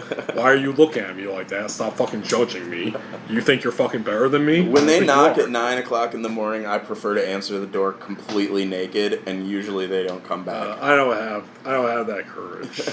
But so I get up. I'm like, yes. Oh, hi. We just want to make sure that you're checking out today. You don't want to extend for another week.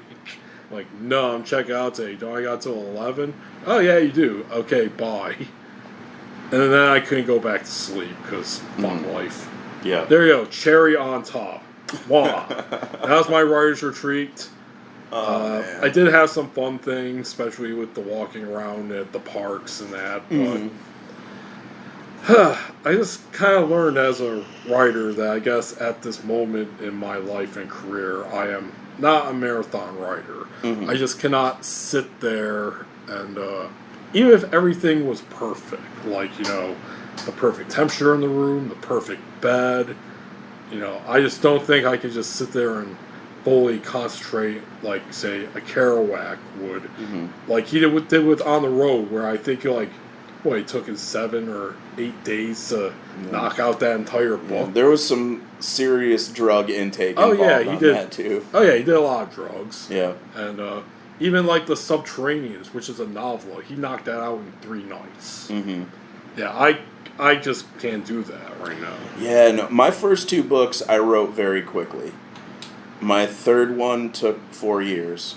And my 4th one I began in 2014, and I'm still working on it. Oh, really? Because this book, I technically started in 2015. I think, like, immediately after I finished the draft of Anamaki, which I would then publish in 2016. I think I, like, started this.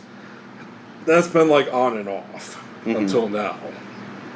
And yeah, I'm just going to keep going now.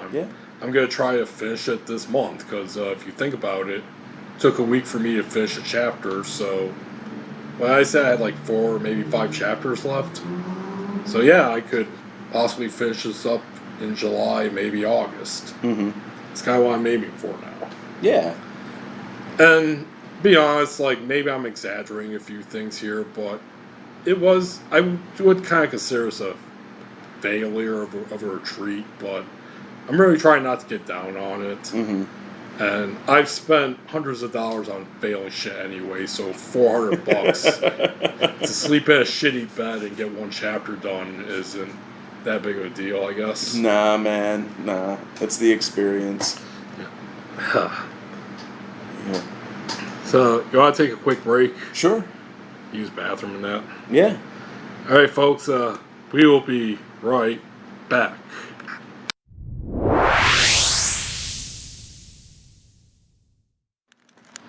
Oh shit, I just hit record before as I was putting this thing in. Here we go. We're going to keep that in anyway. Alright. That's what makes this podcast magical, is that people who listen can, like, hear everything around you. You can hear the shifting of the mic. You can hear the fan, the rattling of the Adderall you're taking. Adderall, Jesus. Tums. Tums, right, not DMT. GMT. Chewables. Spearmint flavored. Can you imagine if we did a podcast on DMT? No. You want to make that a reality? Sure. I'm kidding. I want to see Rogan do that at least once. Yeah. Like I know they had, like I remember one time they had Stanhope on, and well, him and Diaz weren't on mushrooms, but Stanhope was. Mm-hmm. Like apparently some fan at a show just gave him a bag of mushrooms. Awesome. And he's like, I can't take this on the plane with me. So I'm like, oh, fuck it, I'm going on Rogan's show. I might as well take it now. He was very animated during that. I bet. And Rogan was just like, yeah, they're evil, Stanhope. They're taking over your brain. Oh, my God. Well, I mean, on the topic of Joe Rogan and Joey Diaz, have you seen the latest controversy? I've heard a little bit about it, but what did they get canceled for now? Diaz made a joke about making female comics suck his dick to get time slots, and Joe Rogan laughed. And of course, this was like 10 years ago. Really? And they didn't have any audience whatsoever. I mean, I get this is like the type of argument that defends locker room talk, which I don't want to devolve into, but also like they were just being candid, and like he's made amends and apologized for it. Like obviously both of those guys acknowledge that that's not appropriate behavior, but like I don't know, they're trying to cancel Joe Rogan and it's not working. Probably not. Yeah. Can't cancel that guy.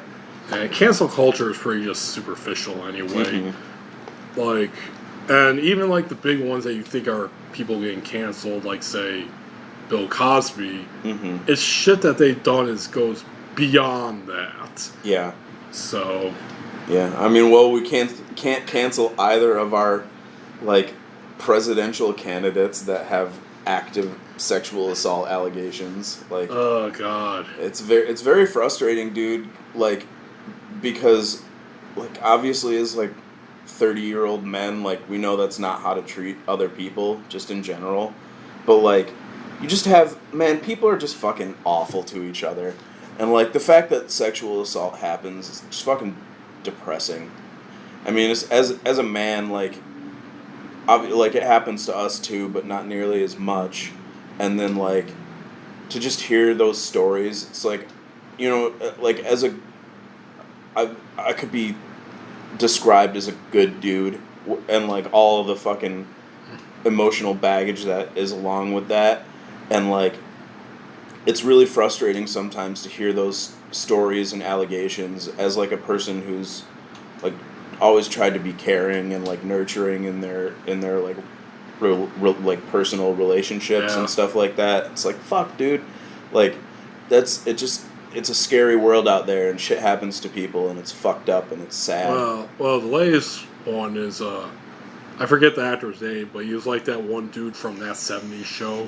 Yeah, like Danny Masterson. Yeah, he's finally gotten charged. Yeah. There's numerous allegations against him. Yeah, plus he's in Scientology, which introduces a whole other wrinkle of like weird behavior. Actually, I think you're a fan of this band, Mars Volta. Yeah. Yeah, I think one of the people actually wrote a song about Danny because he said Danny like assaulted his girlfriend before they got together. So he wrote a whole song about it.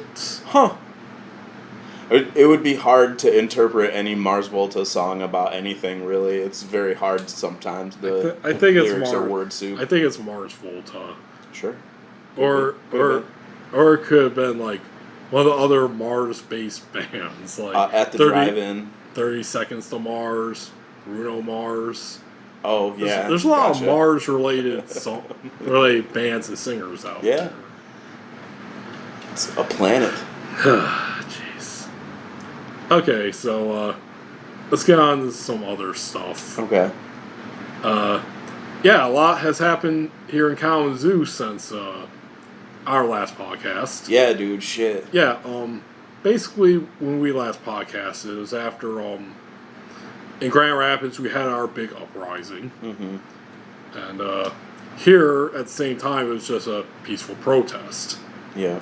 Flash forward a few days later, and yeah, I couldn't be in my office for a couple days. Shit went down. So yes, it did. You want to tell what happened? Yeah, so like the protests kind of evolved into like a continued thing at night, and there was one night in particular, whatever, maybe the 5th of June, 6th of June, something like that, and like I was here at the studio, which is like 2 blocks away from where all this stuff went down, and I was like just working, you know, as normal. Like I got off the road at like 5 o'clock and came here and downloaded my footage and like had a little bit to eat and then started getting ready to edit my photos for the evening.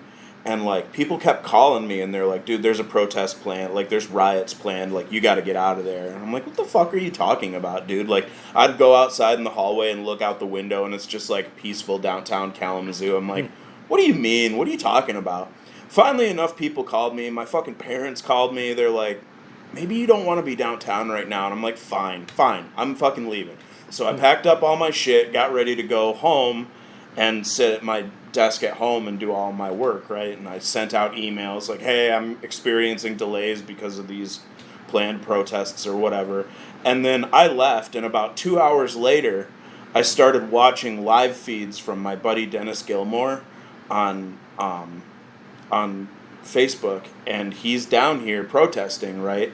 And all of a sudden they're lying on the ground, and they just start launching tear gas canisters at him. And you hear,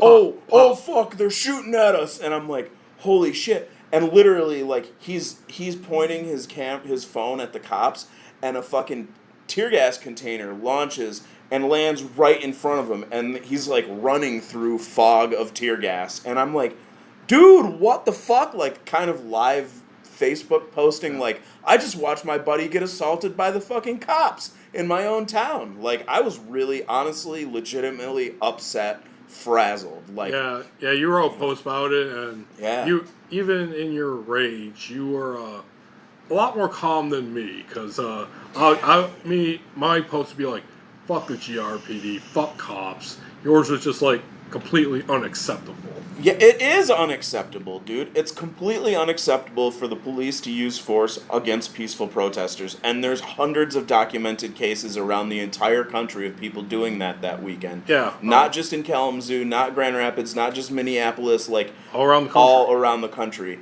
And then, like, a few days later, the entire Longshoremen's West Coast Union fucking just didn't show up to work, and like all sorts of stuff is continuing to go on. Dude, the president fucking built a fence around the fucking White House. Yeah, he was gonna unleash the dude, dogs. have you ever been down to DC? Like, are you familiar with that geography at all? It's insane that he would do that, because like it's the entire area of DC that's all like the national monuments and stuff like that. It's all a national park, and the White House sits, it's like the front yard of the White House is like all of that shit. The Lincoln Memorial, the Washington Memorial, the reflecting pool. The White House went dim. Yep. And then they tear gassed a bunch of people so he could walk in front of a church and hold Bible upside down. What the fuck, dude? I know. What the fuck? Like we all knew Trump was the Biff Tannen of the fucking like 21st century, but like,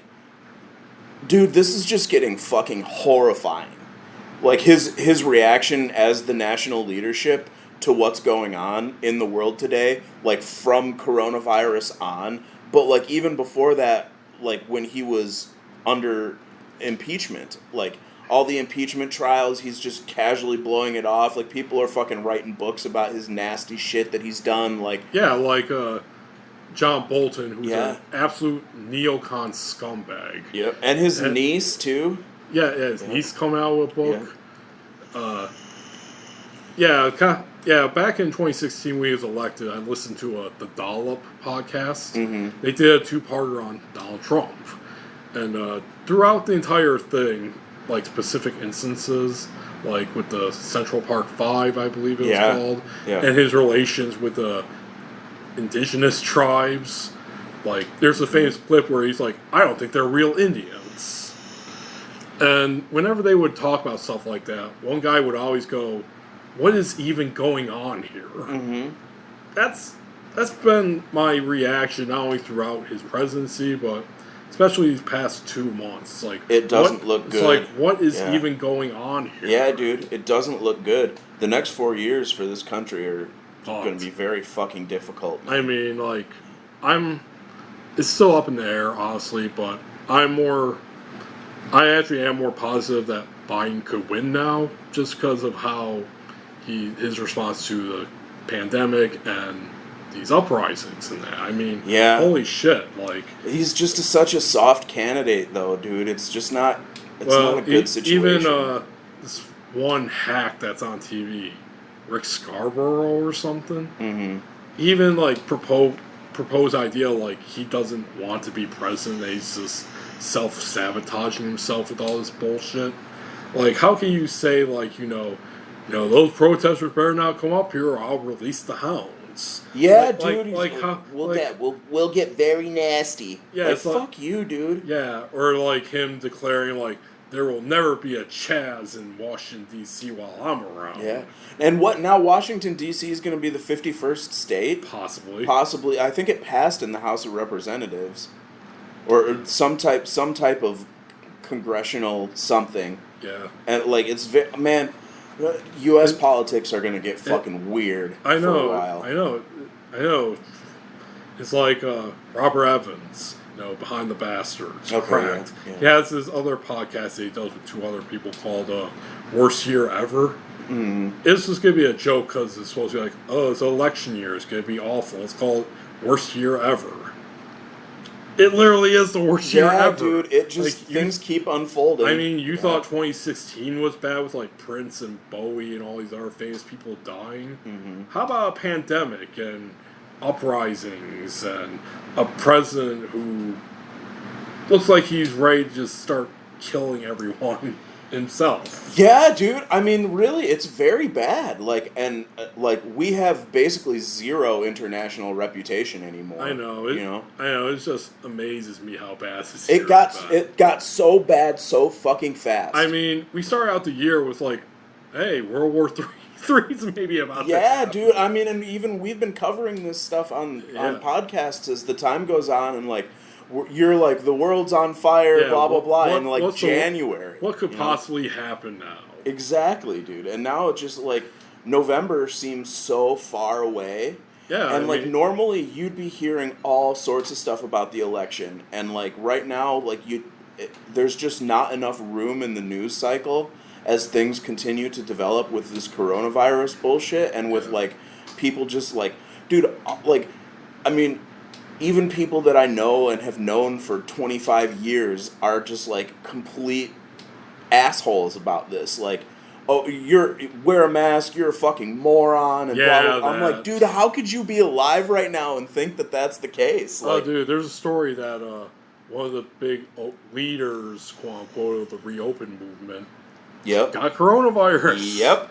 It's scary shit, dude. Like, I go into people's houses all day. They're not wearing fucking masks. Like, I show up in a mask and they kind of look at me like, why is this fucking idiot wearing a mask? And it's like, dude, like, I've been in 5 other households today. Like, what if somebody was sick? Like, I could be fucking... Well, Trump even said himself that he thinks that if you're wearing a mask, not because you want to be safe, but because you're politically opposed to him. That's his ridiculous. Words. Yeah, it's ridiculous. Actually, I got the story here on the guy who got it. Yeah, Tim Walters. He helps organize the Reopen Maryland group. Mm-hmm. Maryland. God, I suck at pronunciation. Dude, and didn't Trump just fucking retweet something where, like, one of his supporters is driving a golf cart saying white power? Like, dude, you are dumb. Very good people. Yeah, oh my God. I mean, here's his explanation for this, Tim Walters. Ready? Mm-hmm. No one ever got sick at any of fucking loads so that it stays in place. God damn you. God, I hate life. Okay, here's what he says. Yeah, life sucks. No one ever got sick at any of our rallies, to include me. Start a church and I get sick, said Walters. I got it because Satan deemed to get it. Because he wanted to quiet my work, to slow down the building of a church. That's what this is about, but the world won't see that. Why? Because they live behind a veil, he added. They choose to hate God. Wow. There you go. That's one of the leaders behind the Reopen Wow. America movement. Oh my God, dude. So like, so I recently finished Infinite Jest. Oh, really? Yeah. Again? Yeah. And man, it's in like there's no corollary in Infinite Jest, but what's interesting about that book and like reading it as like a person 30 years after, 25 years after David Foster Wallace released that book, is that like it sort of talks about like the degradation of society that's just completely influenced by media and by like selective media and like. Well, actually, we've already had our debates about Wallace, Franzen, and all these postmodernist types, but yeah, I know. Yeah, I know. Yeah. It's very good, man. Well, what is the plot of Infinite Jest? Like, can you just tell me it? So there's the Incandenza family, which is 3 brothers, a mother and a father. The father is like a film expert, like he specializes in lens physics and like experimental film, and then the films star one of the girlfriends of the brother, and eventually Mr. Incandenza kills himself by microwaving his head, and has this film called Infinite Jest that when played, it just causes people to watch it over and over and over again until they die, like like lab rats. And so there's a group of Quebec. What's the word for when you want to leave the country that you're in? Like secessionists. Secessionists. Yeah. So there's a Quebec secessionists that get a hold of this cartridge, they call it, it's an entertainment cartridge, and they start sending it out as like a political assassination. But also it centers around the a drug recovery halfway house where a person associated with this group ends up meeting the ex-girlfriend of the brother who previously starred in the film. And they end up digging up the grave of Mr. Incandenza and finding there's read-only copies and then like copyable copies, and he like the original copy is in his grave, in his brain, in his head. Okay. Yeah. It's fucking great, dude. Okay, we are not going to go off into this. But I will just say that's kind of just my beef with a lot of postmodern writing. Mm-hmm. Outside like Murakami and a few others, is that they seem like they're more interested about concepts and themes and symbolism as opposed to just like a story or characters. Yes, that's definitely a criticism. Totally. And it's kind of one reason why I kind of have a hard time reading it. Like, I've never read Infinite Jest. I've read like a short story collection he had, and then like I try to read a little bit of a Broom in the System, but it's like, what the fuck am I reading? This is boring. Yeah, dude, it's interesting too because it starts in this weird medias race, which it's actually the end of the book. The beginning of the book is the end of the book. Funny, because you know what else that reminds me of? And I will read this entire book one day, but not now. Mm-hmm.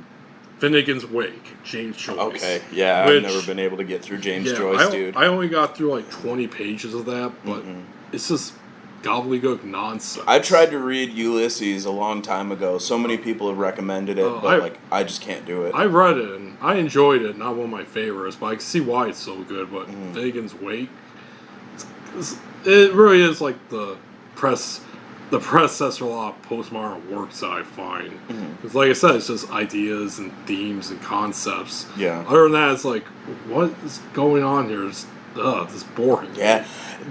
There's a lot of parts in Infinite Jest. My second time through, I got a lot more value out of reading it, because you learn what's going on very, very slowly, and then when you go back through it, you start to pick out like what was just seemed like a haphazardly inserted phrase or thing that happened ends up being really important to like solving the puzzle of what else happened, like why things are working out the way that they are, and like how everybody is interrelated.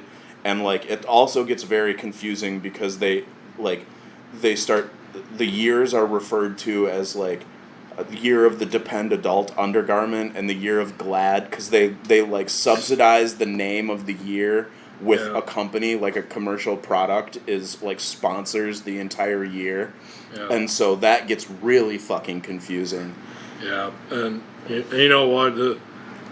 I kind of want to stay on topic. Not like the first part of this podcast where we're going off about Lincoln Park and shit while I'm talking about my writer's retreat. Well, this is a very postmodern podcast. It is a postmodern podcast, but the reason I was bringing it up, though, is because there's this, like, sentiment throughout the entire book of, like, well, we can't fucking do it. Like, they take away part of New England and just launch garbage into it, like, and that's the type of stuff that happens in Infinite Jest that I'm referring to when I say like it's sort of comforting to read it during times of like civil unrest. Actually, I felt the same way when the pandemic started and I was reading Batman Contagion.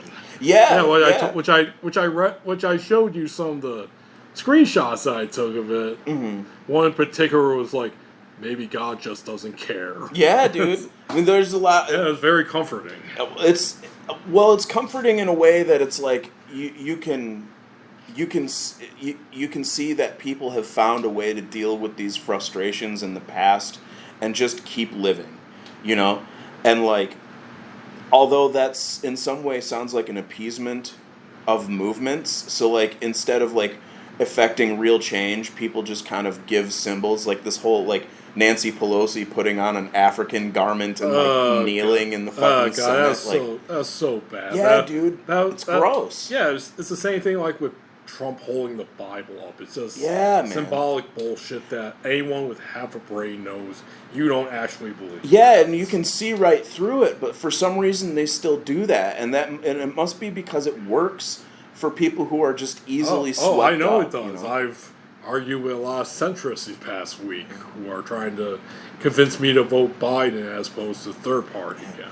See, now, and that's, like, you know, even on this podcast, I've described myself as a centrist, and, like, last time I talked about how I was moved pretty significantly left because of all of this, and, like, I still consider a lot of my political views moderate. Yeah, I would almost say you're more moderate. Yeah, I've learned that that's a better way to describe. Yeah, that's a better way.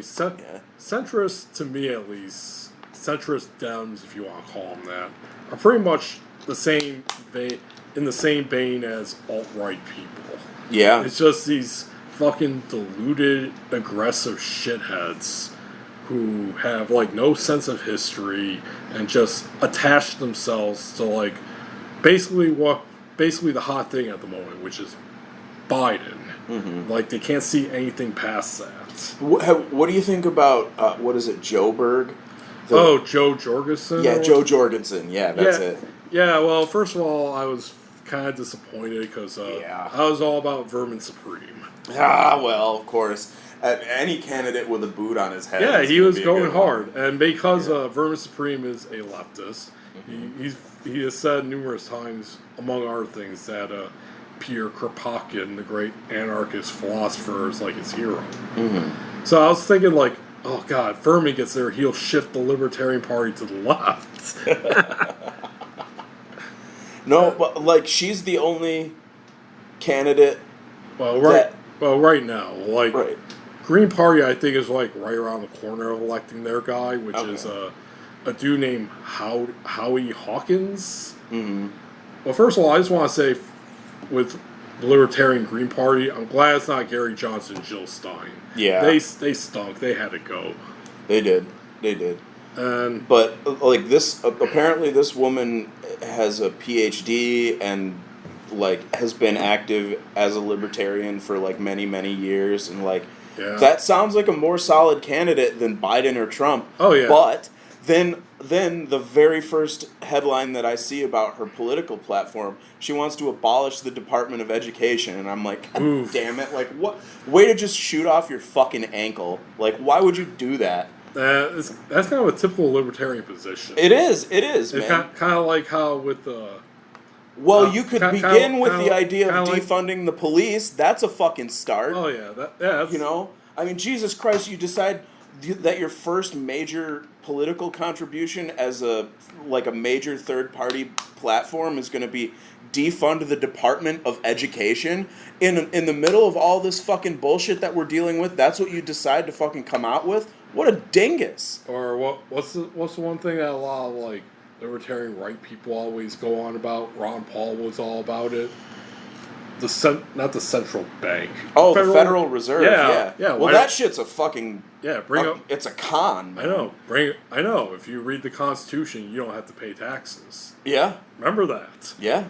So don't pay your taxes. Well, no, I still pay my fucking taxes, dude. I'm not playing that game. Well, but some patriot you are. but I mean, I make sure to record every last expense. That's for sure. But like, also, man, that's the thing though. Like, my idea of a strong libertarian party is not tear everything down immediately. Like, be conservative, but also be welcoming of new ideas and like welcoming of like alternate lifestyles, and that's not the way the Libertarian Party is going. Yeah, I'll probably be voting green again. I'll probably cringe when Hawkins probably say something like, yeah, you know, we have to defund the police, but, you know, what we also have to defund? GMOs.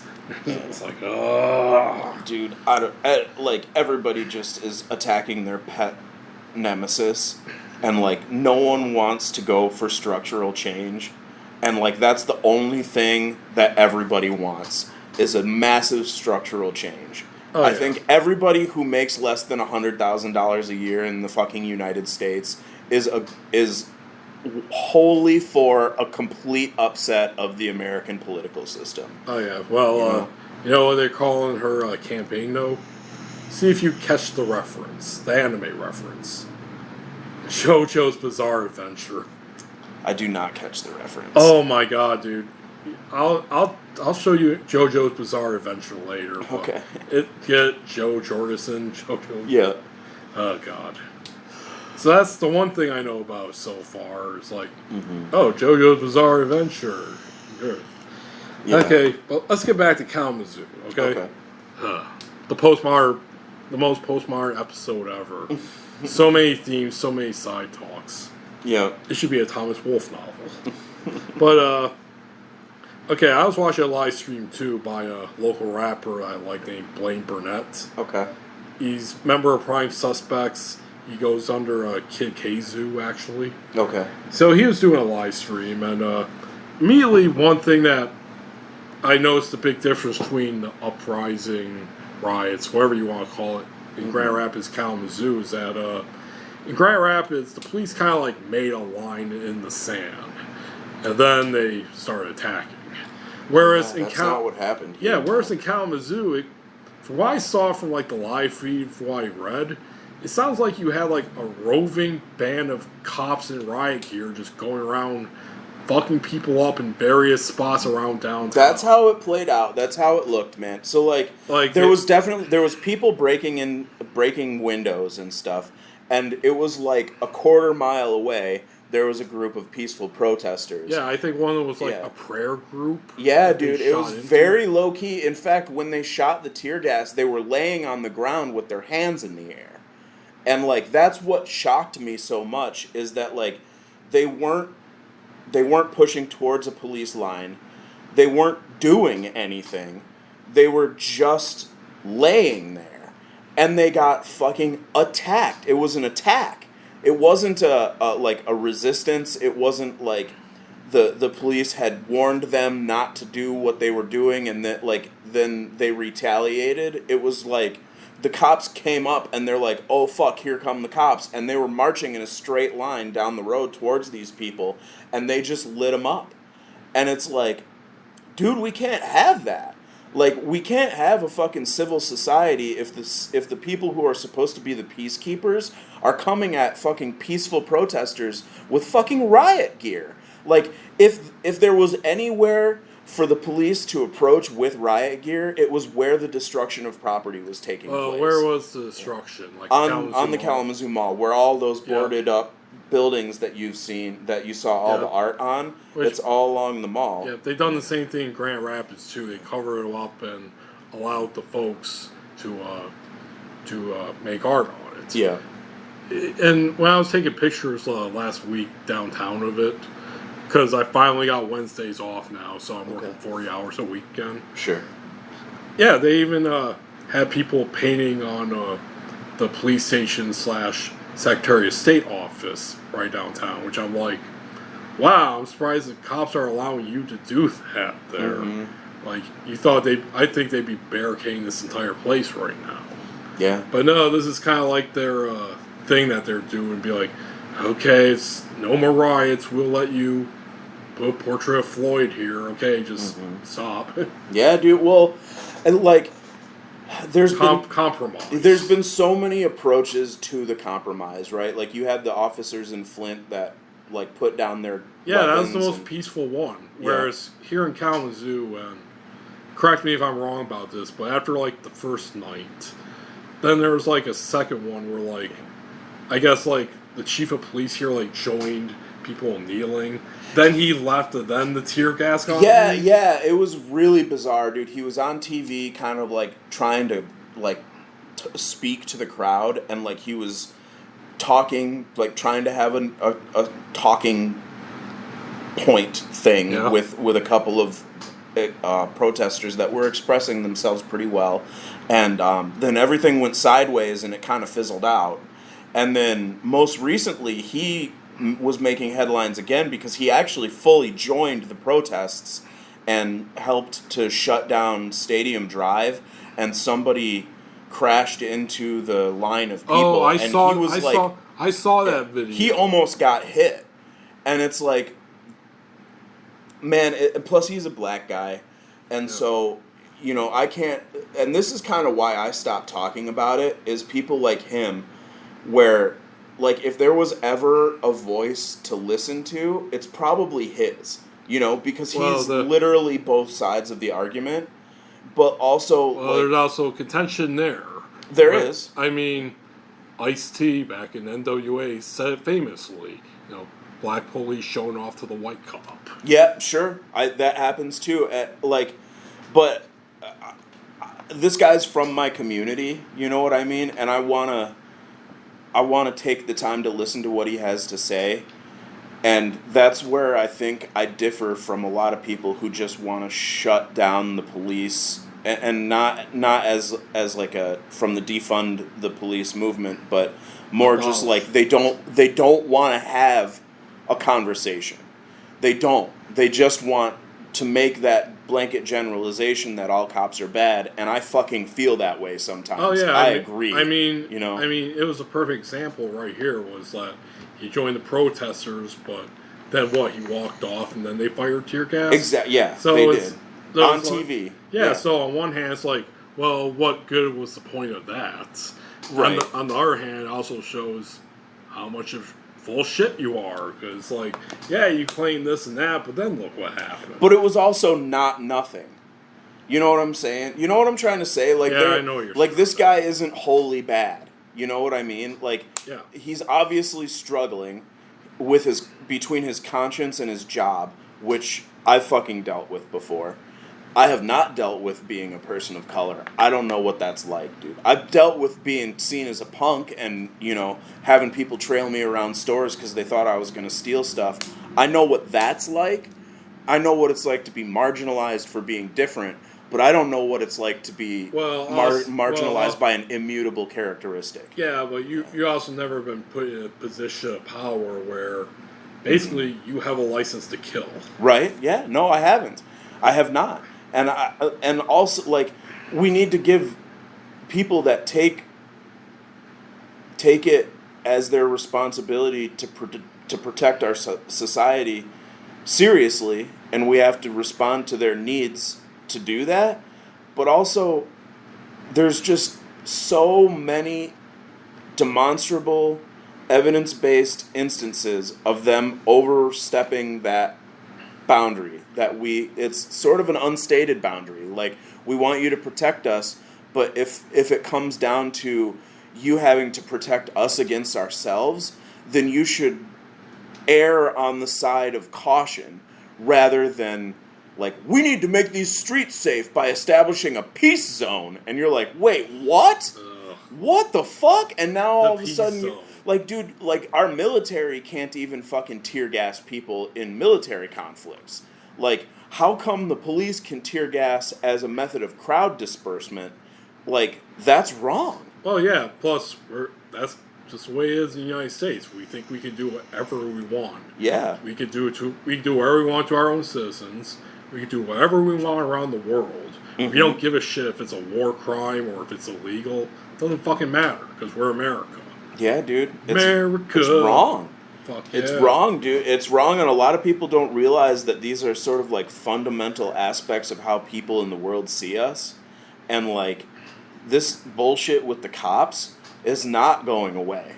Right? Like, plus there's been fucking purported lynchings on the West Coast. No. You see, those are all suicides. Zach. Right. Yeah, I mean, sure.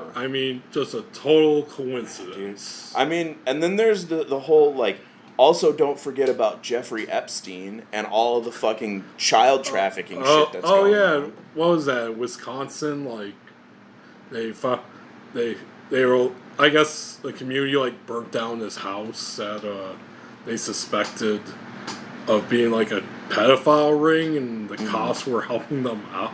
Not helping them burn it, but trying to protect the house. So they think the cops were in on it? Take the angle on that, though. Like, they need to preserve, if that's the case, they need to preserve evidence of that so that they can pursue that in the courts, right? Or, if you take the real conspiratorial angle, take that evidence, suppress it, and then go after the people like Epstein. Yeah. Oh God. Let's not get into that, because we could go way off. We could. We totally could. It's I guess why I bring it up is because it's a similar symptom to what we're all kind of experiencing. Like, the group of people who are what did Reagan call it? The silent majority. And Trump's using that again. He is. Actually, it wasn't Reagan. I think it was Lyndon Johnson that used that first. Right. Then Nixon caught on with it. Right. So attributing certain sentiments to the silent majority, I think, is a political tool that isn't effective. But acknowledging that there is a body of people who are a silent majority, I think the trend of that silent majority is to be progressive enough on social issues to, accept trans rights and accept all GLBT issues as, like, civil rights issues, and then also, like, to lean towards wanting to just accept black people as normal people. Like, I believe I'm a majority of people who is like, man, this has got to just stop. Like, just fundamentally, it's got to go away. Well, the whole silent majority thing, as the way they define it on the right, is basically just patriotic Americans who think everything's good. Gotta keep it great. They don't really shake anything up. Yeah. They just stay home. They're nice and polite.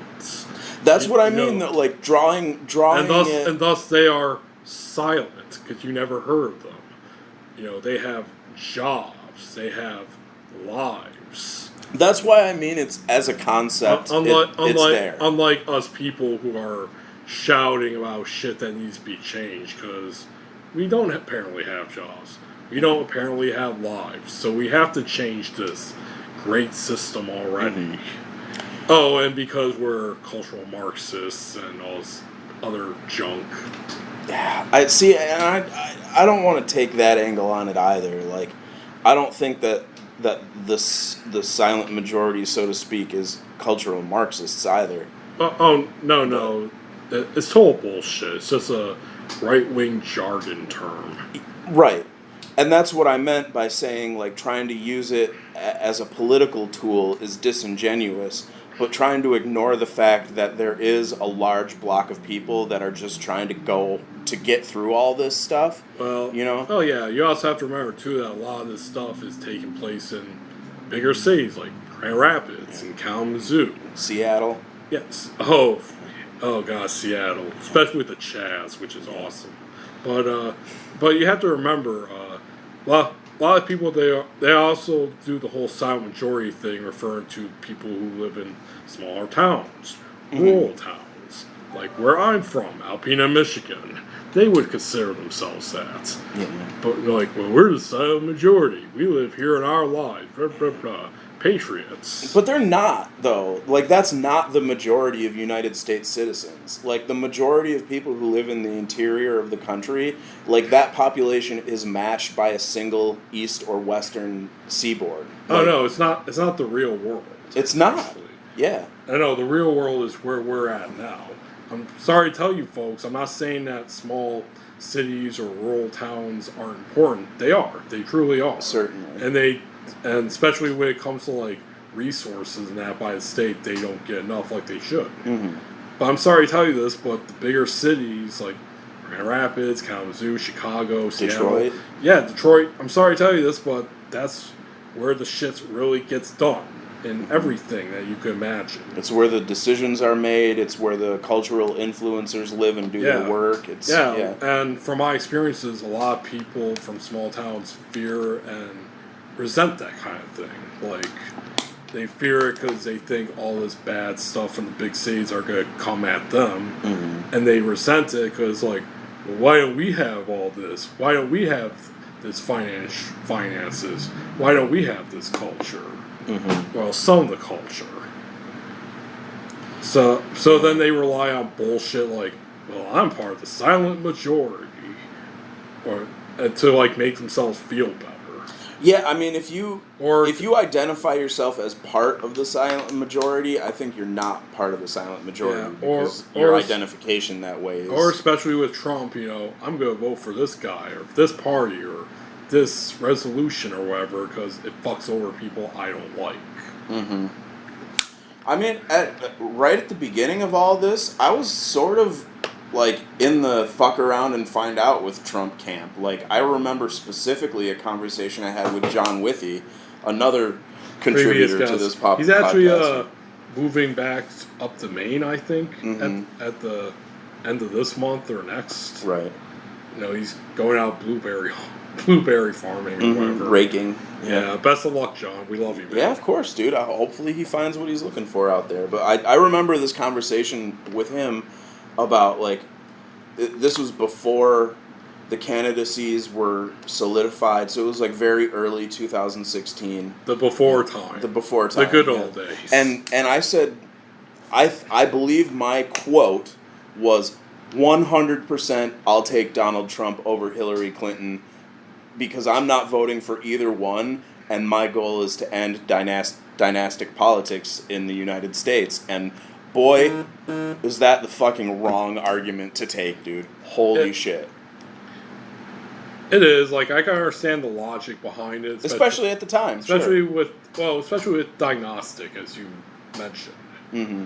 And really, Trump is an outsider in that sense. Yep. But on the other hand, like, there's also an argument, especially when it comes to, like, accelerationist politics, where it's like, well, you know, if we vote for this Democrat, you know, the left will go back to sleep. But if we keep Trump in, then things will get better, blah, blah, blah. It's like, no. I don't believe you should vote for something worse because you think it'll make things better eventually. Yeah, dude, that's a bad way to go about it. Like, yep. Like, I remember even back in the day when I first moved here and started connecting with some political people here. One guy I knew hated, like, you know, EBT, food stamps and all that, because he thinks that it made people lazy and they will be less likely to revolt if they have food. Dude, there was a time... Or it's like, dude, come on. Dude, there was a time, and I experienced this too when I was living downtown. Like, you would go into the store and, like, I would spend $35, $40 a week maybe on groceries. And I would be in line behind people that had carts full of pizza rolls and fucking Sprite and fucking all and Mountain Dew and fucking chicken wings and like every bad cholesterol filled like food, right? And like they just had mountains of it, and you'd get stuck behind them, and they would bring like 3 times more than their bridge card would allow them to purchase, and like all of the shopping lanes would be completely filled up with people that like they didn't know what they could and couldn't get. They didn't know how much they were allotted because they weren't doing the mental math or whatever to like know what they could afford and what they couldn't. And it was very frustrating knowing that, like, I worked my ass off making $6.10 an hour to be able to buy my $40 worth of, like, moderate, generic groceries. And, like, a lot of it I was cooking myself, like, dried pasta, flour. Like, I was buying foodstuffs, like, not ready-to-eat products. And it was very frustrating for me many times to be stuck behind these people who were getting food assistance, which they clearly needed, or I understood that it needs to exist, but you would see, like what you see boots on the ground is these gluttonous fucking people buying food that's accelerating their own fucking problems and like not doing with the system what it's intended for or what it could do. Now, direct opposite to that, you have the farmer's market, which is $2 for every $1 of bridge card. So you can buy fresh, locally grown produce with a great deal using that same money. And that's what was always frustrating to me as I was existing as a young adult in that neighborhood and in downtown Kalamazoo, where like here I am trying to do things right or whatever, however I interpret that, right? Like working for my money, using my money to buy the food to keep me alive, like supporting capitalism or whatever, right? And then I'm sort of forced to deal with and witness people not necessarily abusing the system, but using the system that's supposed to help them in a way that's not helping them. Or should I say, a way that you don't feel is right. Sure. And there's an aspect to that, too. Yeah, because that's one thing when it comes to, like, a lot of food assistance and that, is that a lot of the things when people say, like, well, this isn't right, you should do this, you should do that. It's a lot of goalpost shifting. Yeah. Basically, the underclass, the working class, the poor, they will never be able to win. They will never be able to satisfy people no matter what they buy. They can buy the healthiest foods. Mm-hmm. They can buy, the least amount of product. It would not matter. They will always find a thing to nitpick about. Say like, well, this person's buying Oreos with this. We should get rid of it all for everyone. And that's a bad argument to make, too. And I use that reference because when I got on EBT, which, funny enough, my dad, a Republican, encouraged me to get on. Mm-hmm. He actually kind of used, like, the Ayn Rand argument, where it's like, well, it's technically my money that I'm putting into it, so you're getting it back. Mm-hmm. Kind of like how Rand, I think, near the end of her life, justified Social Security, like, well, I put my money into it, so I should get it. Mm-hmm. But anyway, that's why I'm on my first trips. I got a bunch of shit. Both good and bad food. You would have been very disappointed with me for that. I'm not trying to pass judgment on the people. It's not about the food itself. It's about their mismanagement of it. I know what you're saying. I'm not accusing you, but that's the one product I could not get with EBT was Oreos. I bought them, but I looked at all the other stuff that I got, including like chocolate Teddy Grahams and ice cream and that. I'm like, really? Oreos? Like, I can't get that? Yeah, dude, I mean, you're sitting right next to my foodstuffs here. Like, there's plenty of garbage in there, dude. There's fucking Chef Boyardee and fucking corned beef hash and stuff. Like, so, you see, I could easily construe that to you. Like, why aren't you eating those fresh vegetables instead of your Chef Boyardee? Right, exactly, dude. But my point was... Plus, come on, dude. We're both both fatty McFats. Yeah, that's again. I'm not saying that, dude. It was just really fucking frustrating to work 50 hours a week and make $250 and then spend a significant portion of it on food while you're watching these other people just basically gorge themselves. I feel that same way too about a lot of things, but there's two things that I really do keep in mind. One, I just look at the system in general. Well, actually, three things. The system in general. Two, yeah, I could say, like, yeah, get rid of this. Get rid of it all. Swap it. But guess what? If I were ever come down to that... You'd want the help. Yeah. Absolutely. Yeah, but then it's absolutely.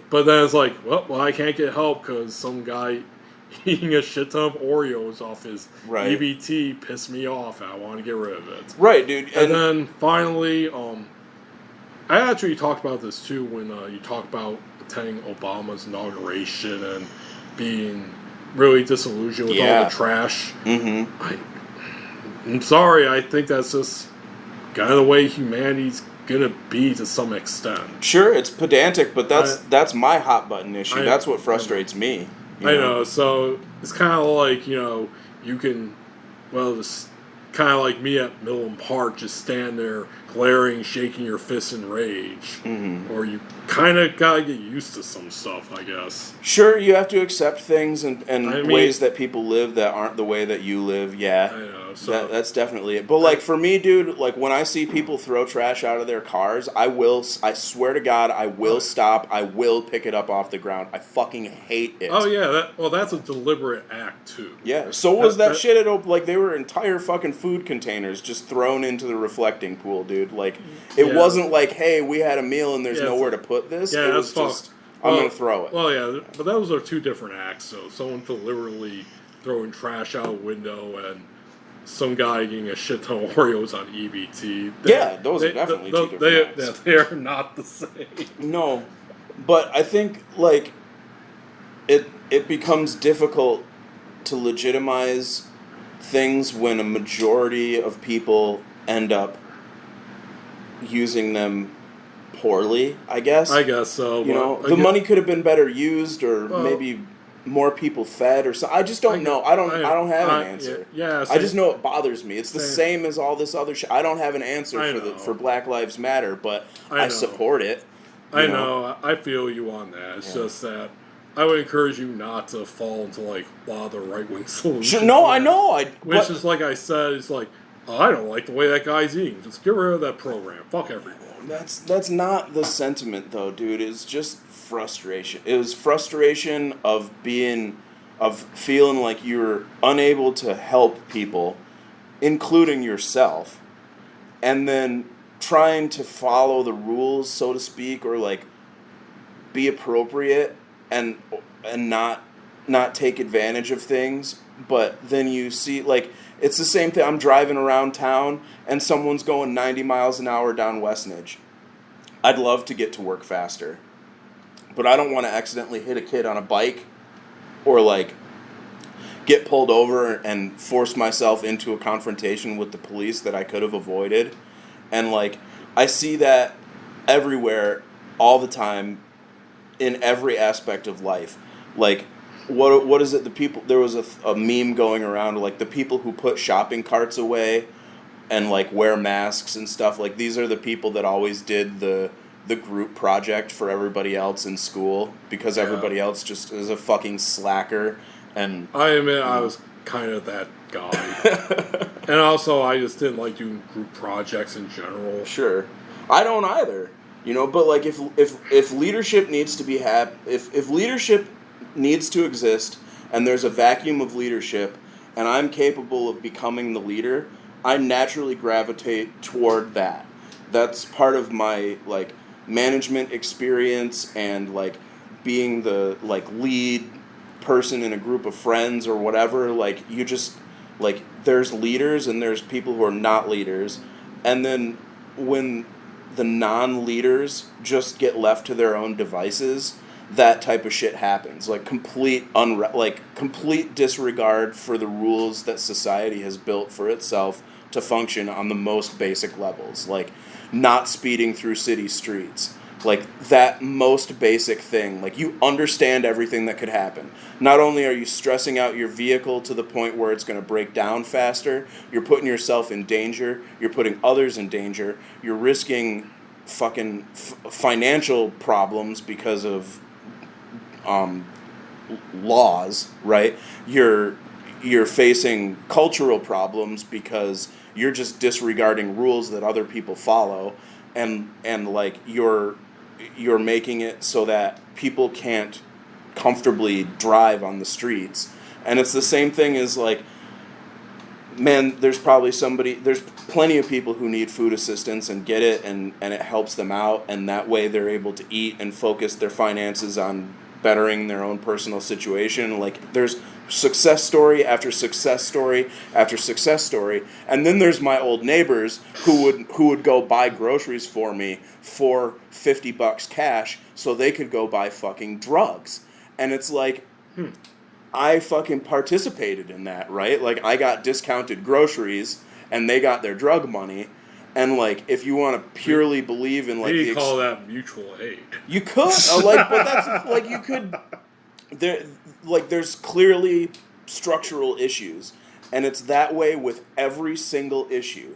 Like, there's people that this affects, that it affects them poorly, and there's people that it affects that it benefits, and taking it away isn't the solution, changing it from the ground up isn't the solution, and then completely reintroducing a new idea that's going to have a bunch of other faults isn't a solution either. So you're left with, what's the solution? Is there one? Is there not one? Like, how do we continue to live and act as a society, but punish those who we think are not doing right and reward those who we think are?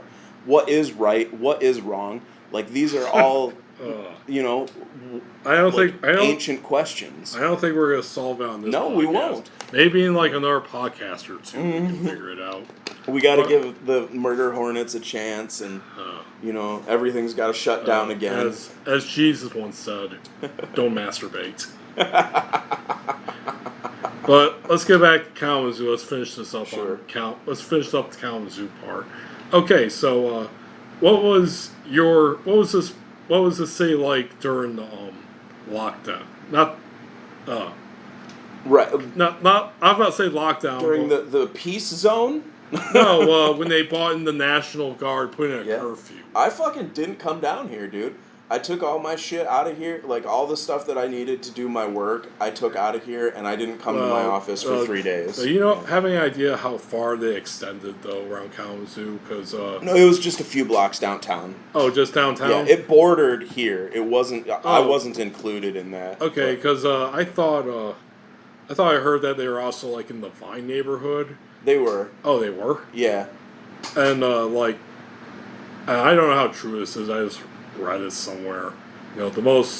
Where I get all my information off Facebook. Apparently, like, they were even, like, overlooking on East Campus there? Yeah, I think so. Like, just up, because folks, if you come here to Kalamazoo and you go up to East Campus, you can see the entirety of the Vine neighborhood. Mm-hmm. It's a very nice sight. They definitely had snipers on the buildings in Kalamazoo during this whole thing. That was definitely the truth. Like, you could see them walking up there. Oh, yeah. Oh, you sure they just weren't there, like, with drones and giving directions? I don't know if I saw any drones. Because we had that in Grand Rapids. I know you guys had it in Grand Rapids. Yeah, I took a picture of one of them when I saw them just unleash one. I'm like, what the fuck? Yeah, no, But anyway, they said, like, they were going through Vine, and, like, they had, like, a big presence, like, they were just up top East Campus, just looking down, showing off, showing Kalamazoo their which dick. I was like, holy shit, because I think Grand Rapids is just downtown. Mm-hmm. Though I did think, like, okay, they're gonna go into some more black neighborhoods and try to fuck shit up for revenge. Mm-hmm. But no, I didn't hear anything, so hopefully they didn't. Yeah, I don't think so. Everything kind of resolved pretty peacefully. Yeah, our curfew only lasted 2 days. Yeah, it was about 2 days for us, too, yeah. And, I mean, I was out during those times, too. Like, oh, you were? Yeah. Yeah. I always am. I get continually frustrated with this shit because as a person who who has a 24-hour existence, everything has been closed at night since March. So, like, my regular routines of, like, getting food have been completely upended. And, like, my sleeping schedule has been completely upended because of all this. Like, all the resources that I used to use in the middle of the night are gone. You can't go get food anywhere except the gas station after, like, 10. Yeah, so you didn't have any run-ins with, like, cops or... They would definitely follow me. Or even the National Guard. I didn't see the National Guard. I saw a couple of, like, the, what do they call, armored personnel carriers. Yeah. I saw a couple of those parked by Bronson Boulevard. Not Bronson, by Bronson Park. When they started deploying National Guards around the country, some people are like, oh, well, they wouldn't shoot us. No, they're the military. I'm like, have you ever heard of Kent State? Yeah, dude. Well, that's, like... I fucking forgot about all that shit, dude. Like, when that happened, like, when Trump threatened to basically sick the military on people, I was like, dude, has that ever happened before? That is outrageous. Oh, it has. And it definitely has happened before. Yeah. Oh, yeah, like, National Guard shot down people. Mm-hmm. We've utterly bombed neighborhoods, like, with move. A lot of those dudes definitely were not about it, though. Like, I remember hearing a lot of stories of National Guards, and, like, they're just kind of sitting there, like, what the fuck is happening? Like, I know, but then again, like, cops, it's like, okay, that's a nice sentiment, but you're still doing it. Exactly. Ah, man, what's the fucking answer? Yeah, what is the answer? Again, what is the answer? And, like, people in really large groups that turn violent are fucking dangerous, and, like, that is part of the police, their charters, to fucking prevent that shit from happening and from getting too crazy.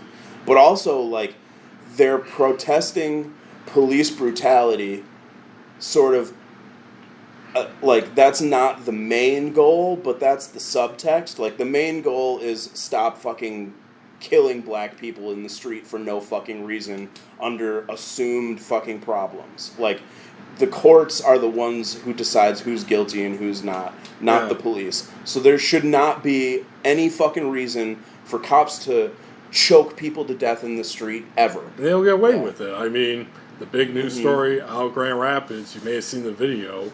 A dude was walking up to the police line because I guess one of them, like, talked shit to him or something.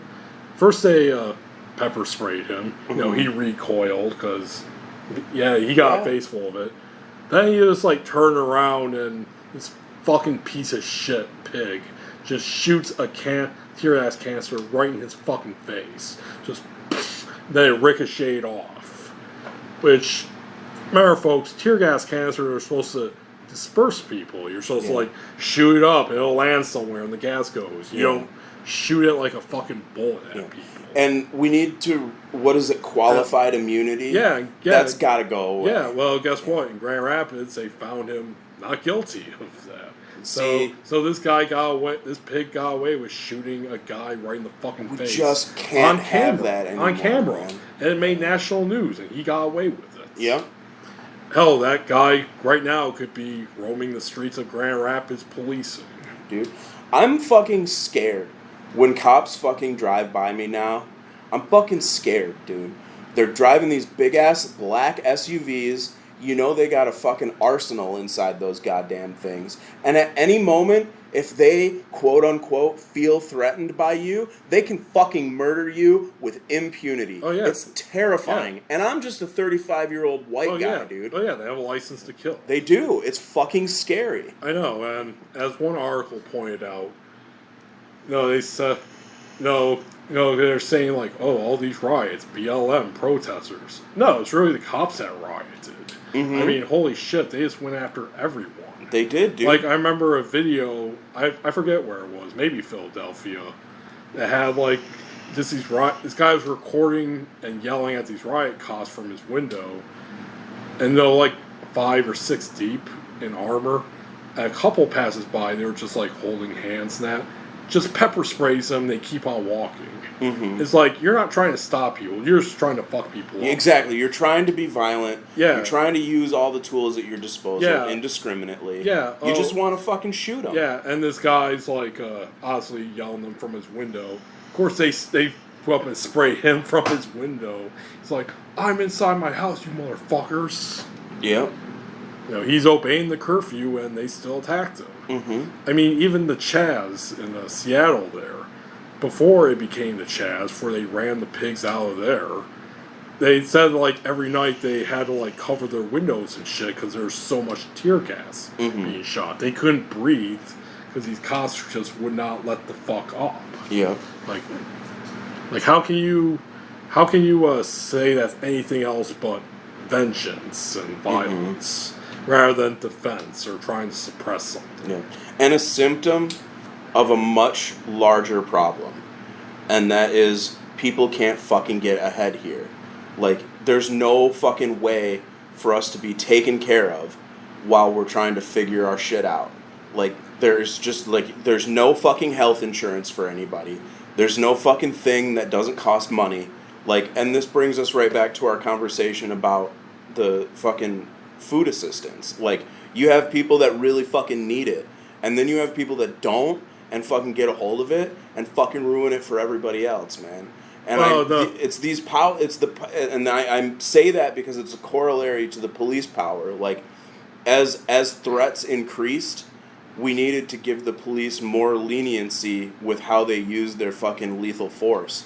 But then, once the cops started overstepping their boundary, we can't dial anything back now.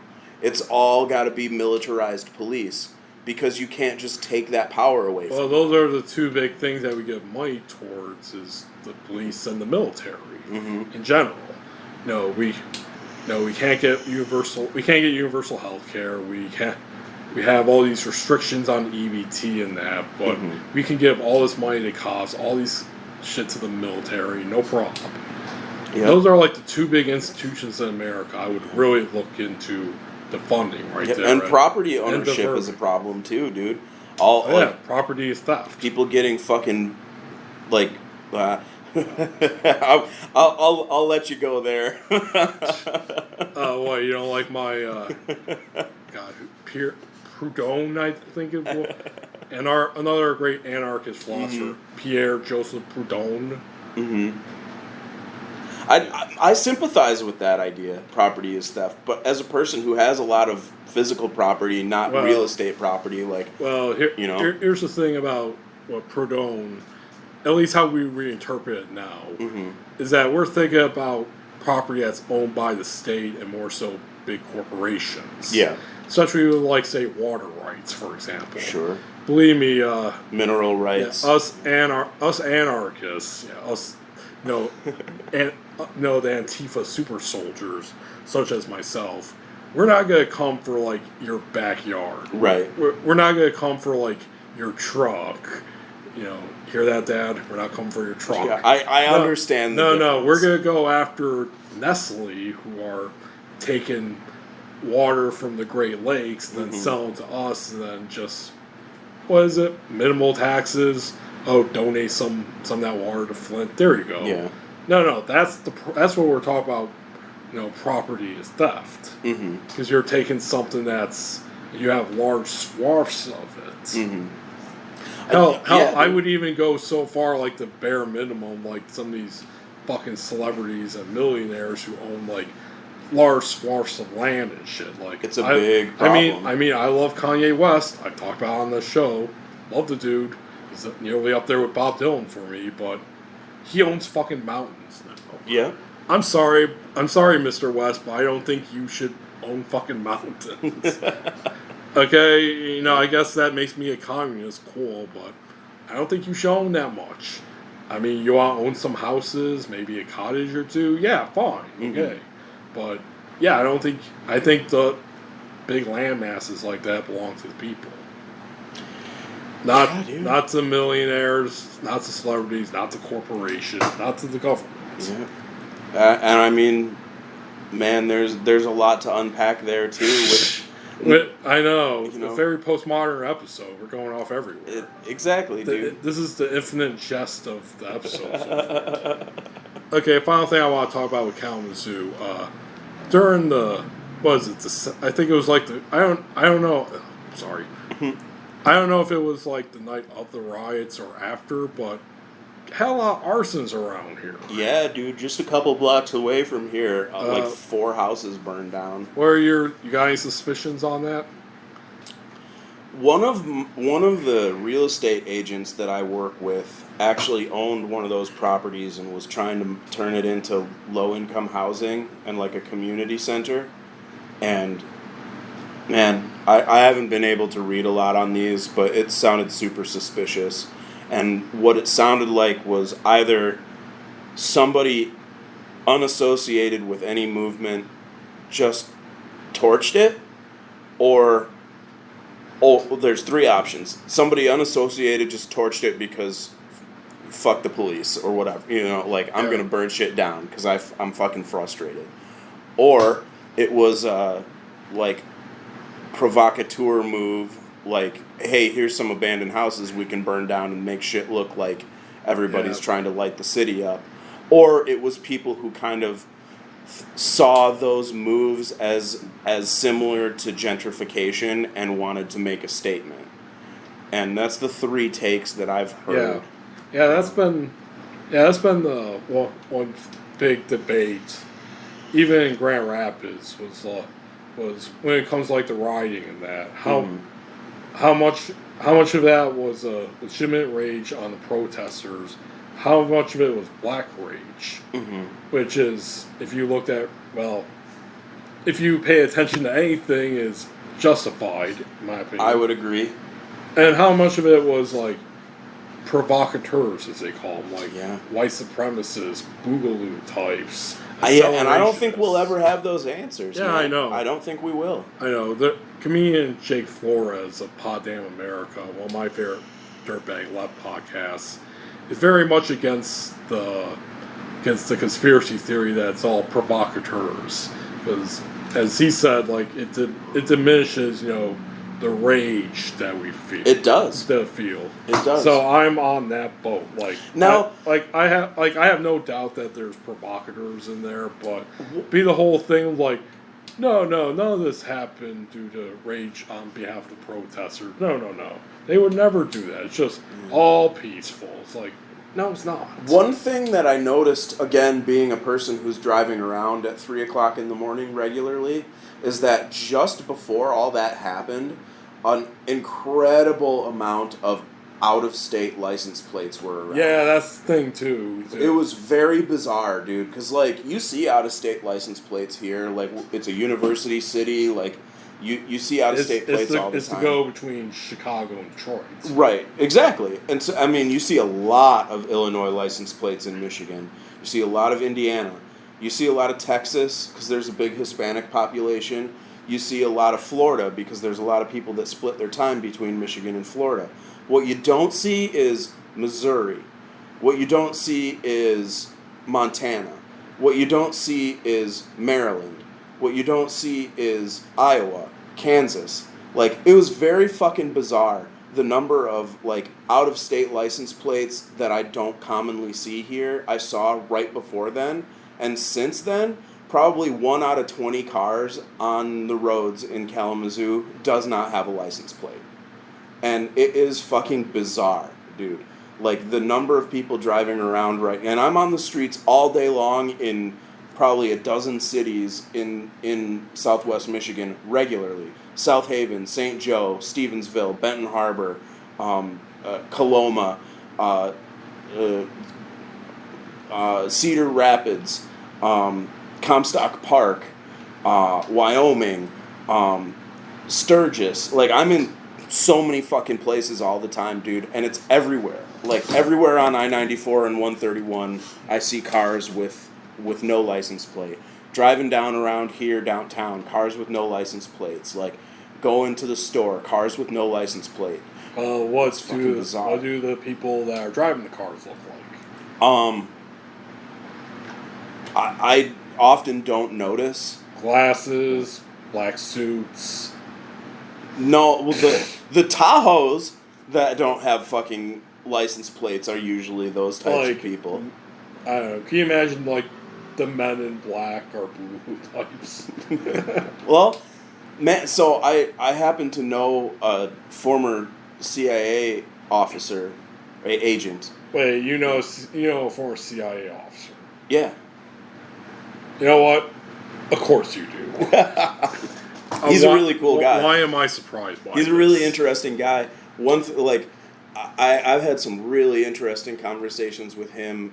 He stormed one of the Iraqi palaces and has a bunch of pictures of him and sitting on marble staircases and stuff. Yeah. Has he talked about overthrowing South American governments and shit? No, I don't. I think that was before his time. It's he started out as an army guy and then spent the latter part of his career in the CIA. Zachary, let me tell you about the time that I went to this underground operation in Cuba. I'll tell you though, what this guy's doing is making a fucking fortune in the stock market right now. Of course he is. He and I had some conversations, and this is just for a completely different perspective on all this stuff. This is the exact process of how the rich get richer and the poor get poorer, dude. So the stock market has been crazy lately, and I haven't had time to pay attention to it. I've sort of had some small successes with the stock market. Very quickly, you're not on Robinhood, are you? Yeah. Oh, you are? Yeah. Dude, make a promise to me right now. What's that? No matter how bad your stock don't kill yourself over No, it. well, there's a story recently. I'm aware, some 17-year-old kid had he got $20,000 in trade credit. Yeah, or so like that. he kind of did they say Wall Street guys did during the Great Depression, just offed himself. Yeah. That stuff happens, and there's been a couple of investment bankers that jumped off of buildings recently, and really? Yeah, dude, it's that type of stuff is happening, and I feel bad for the kid. I do. Yeah. Wait, what was that? My foot. Sorry. Oh, okay.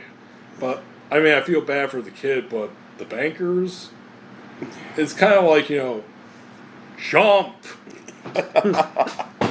Well, now, so this guy. The reason that I bring all this up is, he had money to begin with. And so he can just afford to play, right, to make big, risky moves. And so he was showing me his, daily snapshot of his day trading. Yeah. And the guy made $10,000 in, 2 hours of work, right? And so it's very frustrating to be a person who makes $50, $60 an hour for 2 hours of hard work, to have a conversation and not get frustrated with a guy who sat at his computer and played around with numbers and made $10,000. Yeah, it kind of sounds like it's part of a shitty system that we should do away with. It is, well, and man, it's easy to have that argument, and this is another one of my complicated feelings, because as disgusted as I am, I'm also sort of proud of the guy. He's using his money to fucking. On a generalized level, 10,000 foot view, he's injecting his money into an economy and benefiting from that. That's supposed to be the way the system works. But now, say you have one of these people that have just been continually fucked over by everything in their life. They can't take $250,000 and play with it in the stock market on a Monday morning and make $10,000 off of a couple of trades. And furthermore, if you don't have a balance of $10,000 in your investment account, you get banned from trading for 10 days if you try to day trade more than 3 times in one day. So you have to have money to play with this stuff to begin with. Right, to benefit from its ability to make you a rich person, you have to first have a significant amount of capital to start with. And if you don't, you'll never be able to take part in that system of exchange and of fractional gain on money. How you been doing on Robinhood? I haven't touched the thing in fucking 6 months because I'm completely distracted. When everything tanked, I kind of had the idea to reestablish some stuff in my IRA, but other than that, I haven't played with the stock market. And honestly, there was a lot of money to be made during the couple of weeks of recovery over the last few months that is all going to go get washed away. And so that's kind of what he and I were talking about, and I was like, man, you got to be careful because you got to get yourself out of these at the end of every day. So if you're not making the right moves, you could lose a lot in the same day because everything's changing so dynamically. What was his response? Like, he's like, no, he said, fuck yeah, I only day trade right now. I don't have any long-term investments. If this doesn't turn out, I guess I'll just become an economic hitman again. Well, now this guy, like, he's surprisingly enough, like, when everything got shut down, he's like, well, I happen to have several hundred N95 masks, and, like, of course, suspiciously had all the stuff that everybody needed, right? Yeah. And I was just like, this guy. You know, I like. Now, I don't want to, like, this is one of my favorite people to interact with in my real estate world. You hear, folks. Zach Elmblad loves the CIA. Man, I fantasized about being a CIA agent when I was a kid. I actually, when I was really heavily involved with hacking and freaking, I was interested in it. Like, I put my name out there. Yeah. Like, dude, I was followed by vans and shit when I was 8 years old. That's one thing I like about you. You have so many, like, layers and stories to you. Dude, when I was a kid, I built a Linux network in my basement and, like, did some serious hacks and ended up getting followed by surveillance vans. Hand to God, I'm not kidding. That's why I stopped doing all that shit. I got followed by surveillance vans. Well, we can talk about that another time because this show will never end. But, in regards to the system with, Wall Street capitalism. Yeah. We can just go out into the woods and live away from this. You do know that, right? Yeah. I mean, it sounds like a pretty reasonable solution these days. It's an appealing solution, that's for sure. I know. You can also make your own little shed. Yeah. You can make bombs there. Oh, No, we won't get into that. Dude, oh, God. Ted Kaczynski. Base Kaczynski. Dude. Yeah. We don't want to get into that. They shouldn't have chopped down the trees around his house. Then he would not have gotten his revenge. That dude was fucked long before he got that property. Oh yeah, like you see I think it's the Unabomber on that documentary on Netflix. Yeah. He pretty much sounds like a serial killer, actually. Yeah, they frame it in pretty scary. Yeah. There's another one. What is it? Mindhunter. Yeah, Mindhunter did a series where, like, it's from the perspective of the agents that busted him. Yep. And, like, that, they do a really good job of explaining the sentiment behind his manifesto too. Which, man, there's some echoes in there that are really not difficult to agree with. Really. Actually, I would go as far as say you should fully agree with them. I would never fucking vocally condone killing other people for any reason. But he makes a lot of fucking very valid points, dude. I know. And like, again, it's a symptom of something that's happening to us in our lifetime that we have to choose whether we're going to be leadership or not, right? Individually in your own personal fucking world. Like, you have to choose whether you're going to be a leader or not. And leaders nowadays fucking have to take into account the feelings and personal perspectives of the people that they lead. And what we don't see on an international level is leadership, quality leadership, anywhere. Well, I also make up this joke, not just as a criticism of our system, but all these nature stuff I've been telling you about, like, I'm taking walks here, I'm doing this, doing that. That's the healthy side. Mm-hmm. The unhealthy side is some of this more primitivist stuff that I've been getting into. I swear, there's like at least 2 days every month now where I just post primitivist memes. like here's this one from back in May. You know what? Describe to the audience what the meme says. Okay, so we see the characters Winnie the Pooh and Piglet, and Winnie says to Piglet, "I love honey." And then in the next frame he says, "But you know what I don't love?" And Piglet has a worried face, and then Pooh Bear's face turns sort of maniacal, and it says industrialization. And then he looks at at what would be the camera, and behind him is a burning building. Yeah. Yeah. I agree with a lot of that, dude. Like, I mean, you can see over here on the wall that I'm an eco-tourist, and the decay of the industrialized era is part of my photography. Yeah, so one of my favorite pages to share stuff is called Primi Posting. Here's their cover Oh my art. god! It's just the Doge dog in front of and Kaczynski's cabin. Yeah. Oh boy. Oh man. Yeah, and they share stuff like this, like The First of Us. Oh wow. And it has like cavemen on it. Like, I don't know, dude. Like, I'm becoming more natural, if you want to use that term. But sure. I don't know. Given our couple of years to see how much I go off the handle here.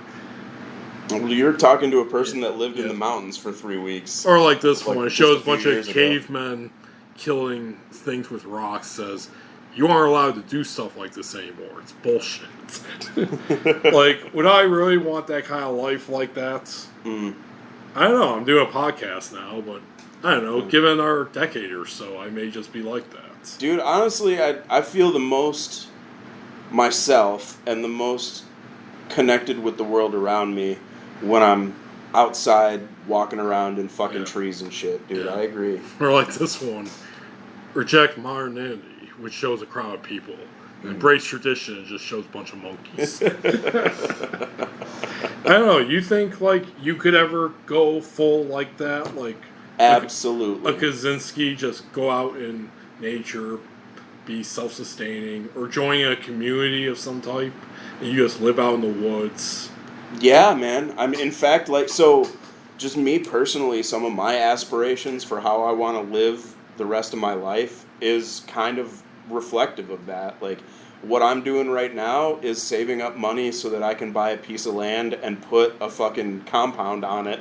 Like, like as you described, like I want to have a place, a good compound, not like not like a Ruby Ridge or Waco. No, certainly not like that. But like, I want a place where I can go, where all my music gear is set up, all my photography gear is set up, and where I can sleep and eat and shit, right? I have 3 places for that right now. I have all my stuff stored in Grand Rapids, I have my studio, and then I have a place that I live, right? I want all of those 3 places to be the same place. And I want it out in the woods in a place where I control, you know, and I want to be able to protect it myself and like not have fucking unwanted guests and that type of stuff. Like, I have many tens of thousands of dollars invested into all this equipment.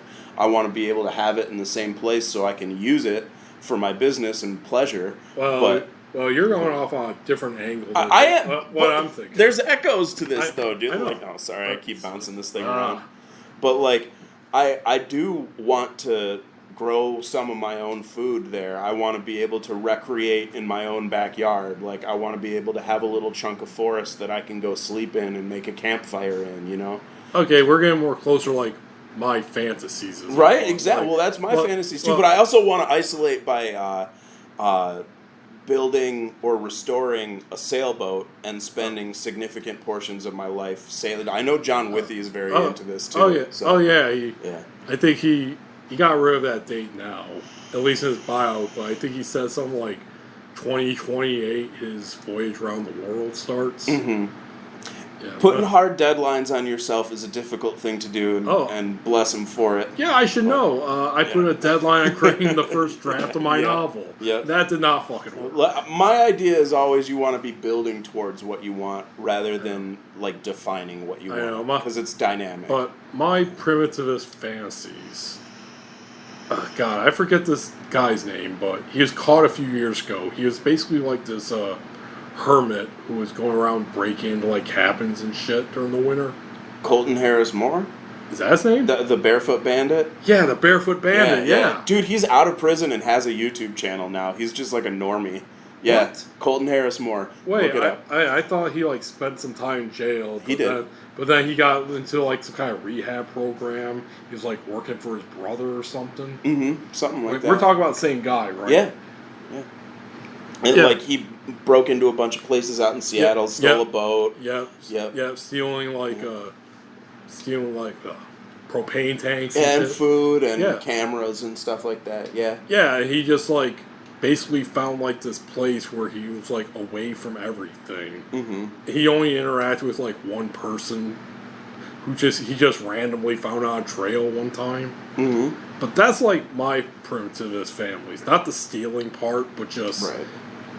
Well, I don't think we're talking about the same guy, because there's also been several cases of like adults that just went out into the woods for 20 years. Oh yeah, well this guy is also autistic too. Okay, yeah, I don't think that was Colton Harris Moore. Colton Harris Moore was like a kid, and he was like 16. This is way different. Okay, but that's just my primitive fantasies, just literally leaving everything, like no contact with anyone. Just see, I wouldn't do that. I'm too close to my friends and family. I know, but this is just me thinking about the future, and if I get so jaded with everything, family, friends, literature, everything, that it's just like, well, yeah, fuck it, just run into the woods and never come back. Yeah. That's like a big fantasy of mine. I'm sympathetic to a lot of those attitudes. I mean, I was thinking over like the other day while I was on the Kalamazoo Nature Center trail there. Mm-hmm. Like my favorite part when I went on this difficult trail, the Blue Lagoon or whatever they called it, was that I came out and I emerged out onto this field. It was beautiful. And for a moment there, I had a flash of like me just living there in the moment.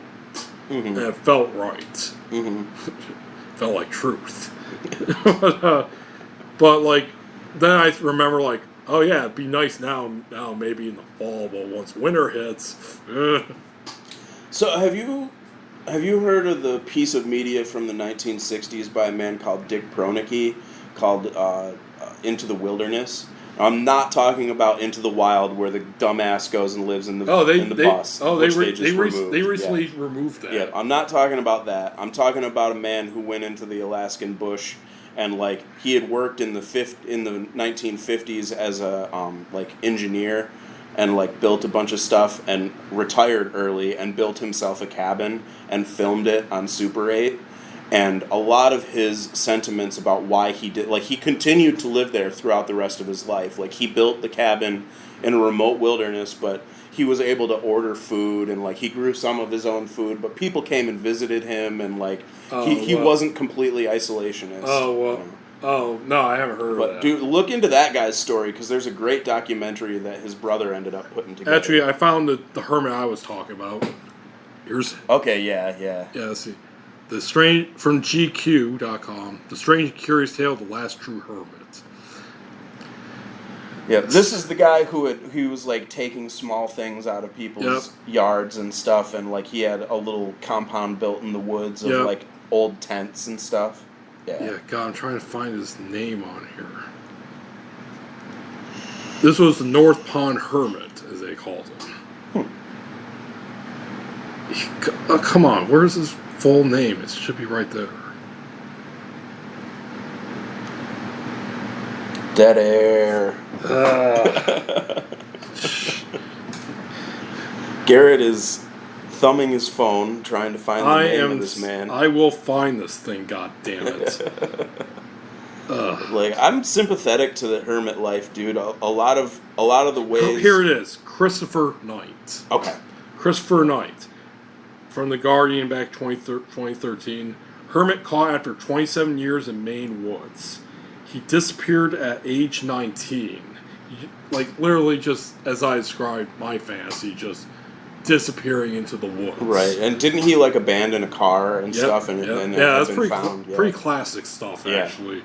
Yeah, then he lived by basically setting up camp in this area that was so remote that he didn't think anyone could find him, which is true, so he got caught. And then, like, he would sleep during the day and stay up all night. He would talk about, like, just being in the moment, like, not hearing any human voices, no industrial sounds or anything. Since he had no one to talk to, he he even had trouble when he got arrested talking to people. Yeah. For some reason, there's something in my brain that thinks this is cool.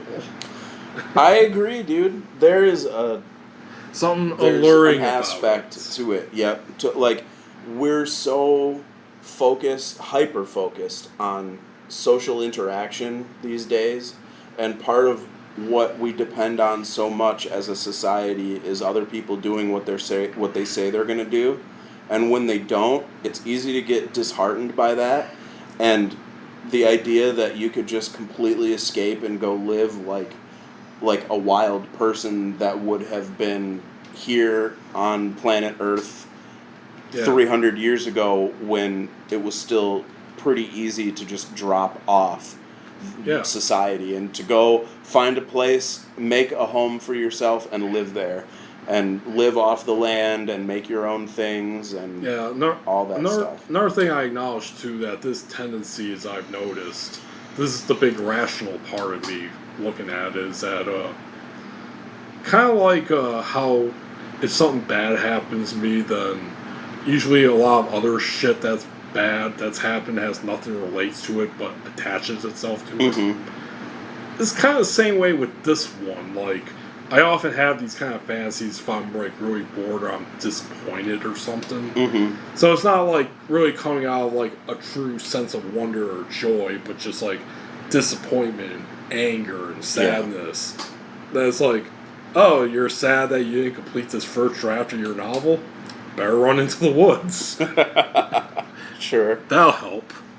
Well, escapism has its merits too, man. Well, not just escapism, but like, you know, fuck it, just move into the woods, go full Christopher Knight, go full Kaczynski. Yeah, well, I wouldn't want to go full Kaczynski, because, like, blowing people up to prove your points isn't fucking good. He had a lot of nerdy, like, I don't think he called himself the Unabomber, right? No, he didn't. He called himself, like, Freedom Club. I don't remember what he referred to himself as. We are the Freedom Club. It's like, God, you fucking dweeb. No, they called him the Unabomber because it sounds cool. Universities and something else. Plus, come on, it sounds cool. That's one thing I learned from the last podcast on the left is that these criminals, serial killers and shit that they cover, they can't ever really name themselves. It's always to me then when they come up with something, it's fucking awful. Yep. Like the Night Stalker, Richard Ramirez. They dubbed him the Night Stalker. He wanted to be called the Night Prowler after the AC/DC song. Yep. Which one sounds fucking cooler to you? Yep. She's like, oh, why would they call me the Prowler instead of the Stalker? Poor Richard Ramirez. Yep. Or Jack the Ripper. He was first Leather Apron, then Jack the Ripper. Which one sounds cooler? Alright, dude, it's been 2 hours. Sure. You want to put this to rest? Yep, let's put her down. Alright, dude, one of us vibrated. Something's vibrating. Alright, so Zach, anything you want to advertise? Anything coming up? We just recently finished tracking the new Conrad Twitty album. A couple years late, but it's coming. So that happened. I'm still working on putting together a collection of short stories that I haven't decided what I'm going to title yet. And work continues on Normal on Trial.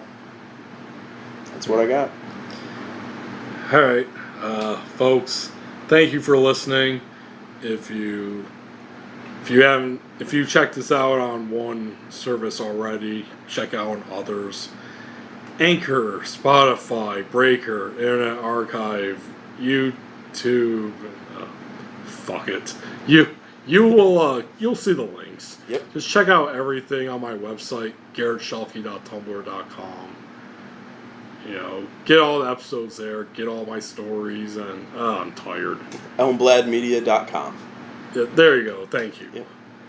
All right, folks. We're done for today. This was a very postmodern, very free jazz episode. We-ya! Pretty-ya! Wait, what? It's fucking On the Road, man. Slim Gaillard. Oh, yeah. All right, folks. Have a good day. Zach, thanks for being on. Of course. And here's the outro song. Later.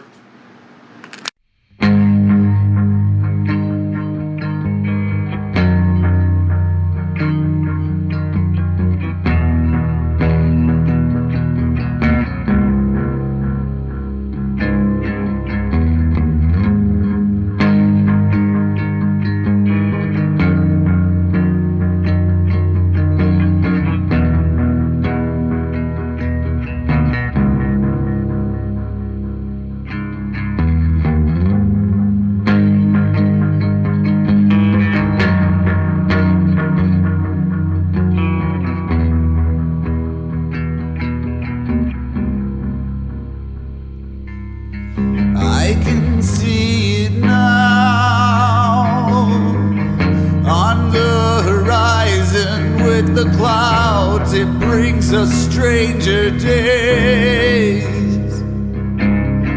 like the oldest of our thoughts. It's in the air and we are naked, so we are afraid.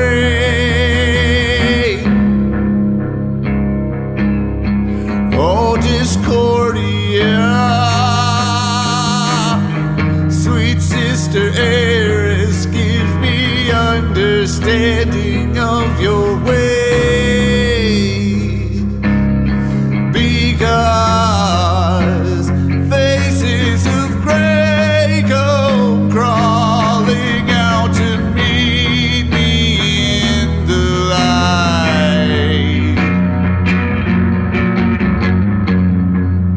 They tell me the darkness serves only the creatures of the night. I tell them the shadows hold all the secrets wrong and right.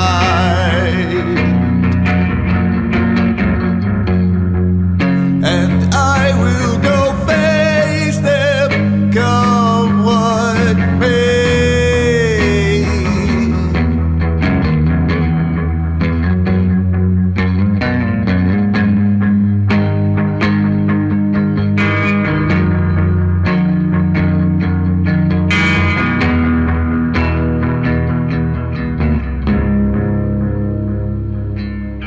I can feel it now, like boiling water, tensions building on this fragile plane. Like the oldest of our gods, it's in the air and we are faithful, so we must obey.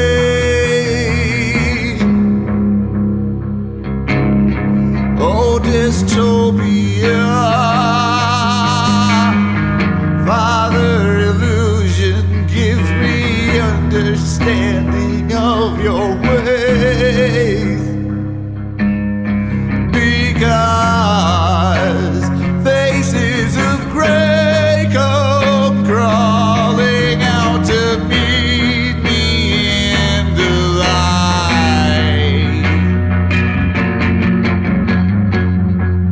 They tell me the darkness serves only the creatures of the night.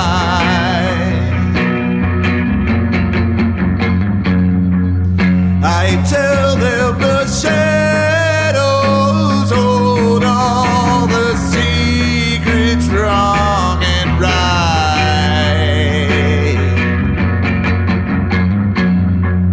And I will go face them on my own.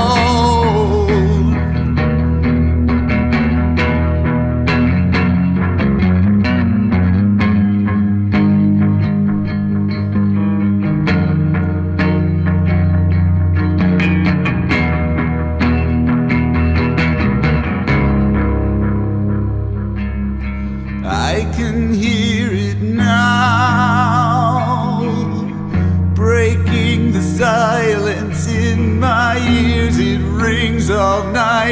day. Like the oldest of our faults, it's in the air, and we are guilty of the choice we made. Brother Lucifer,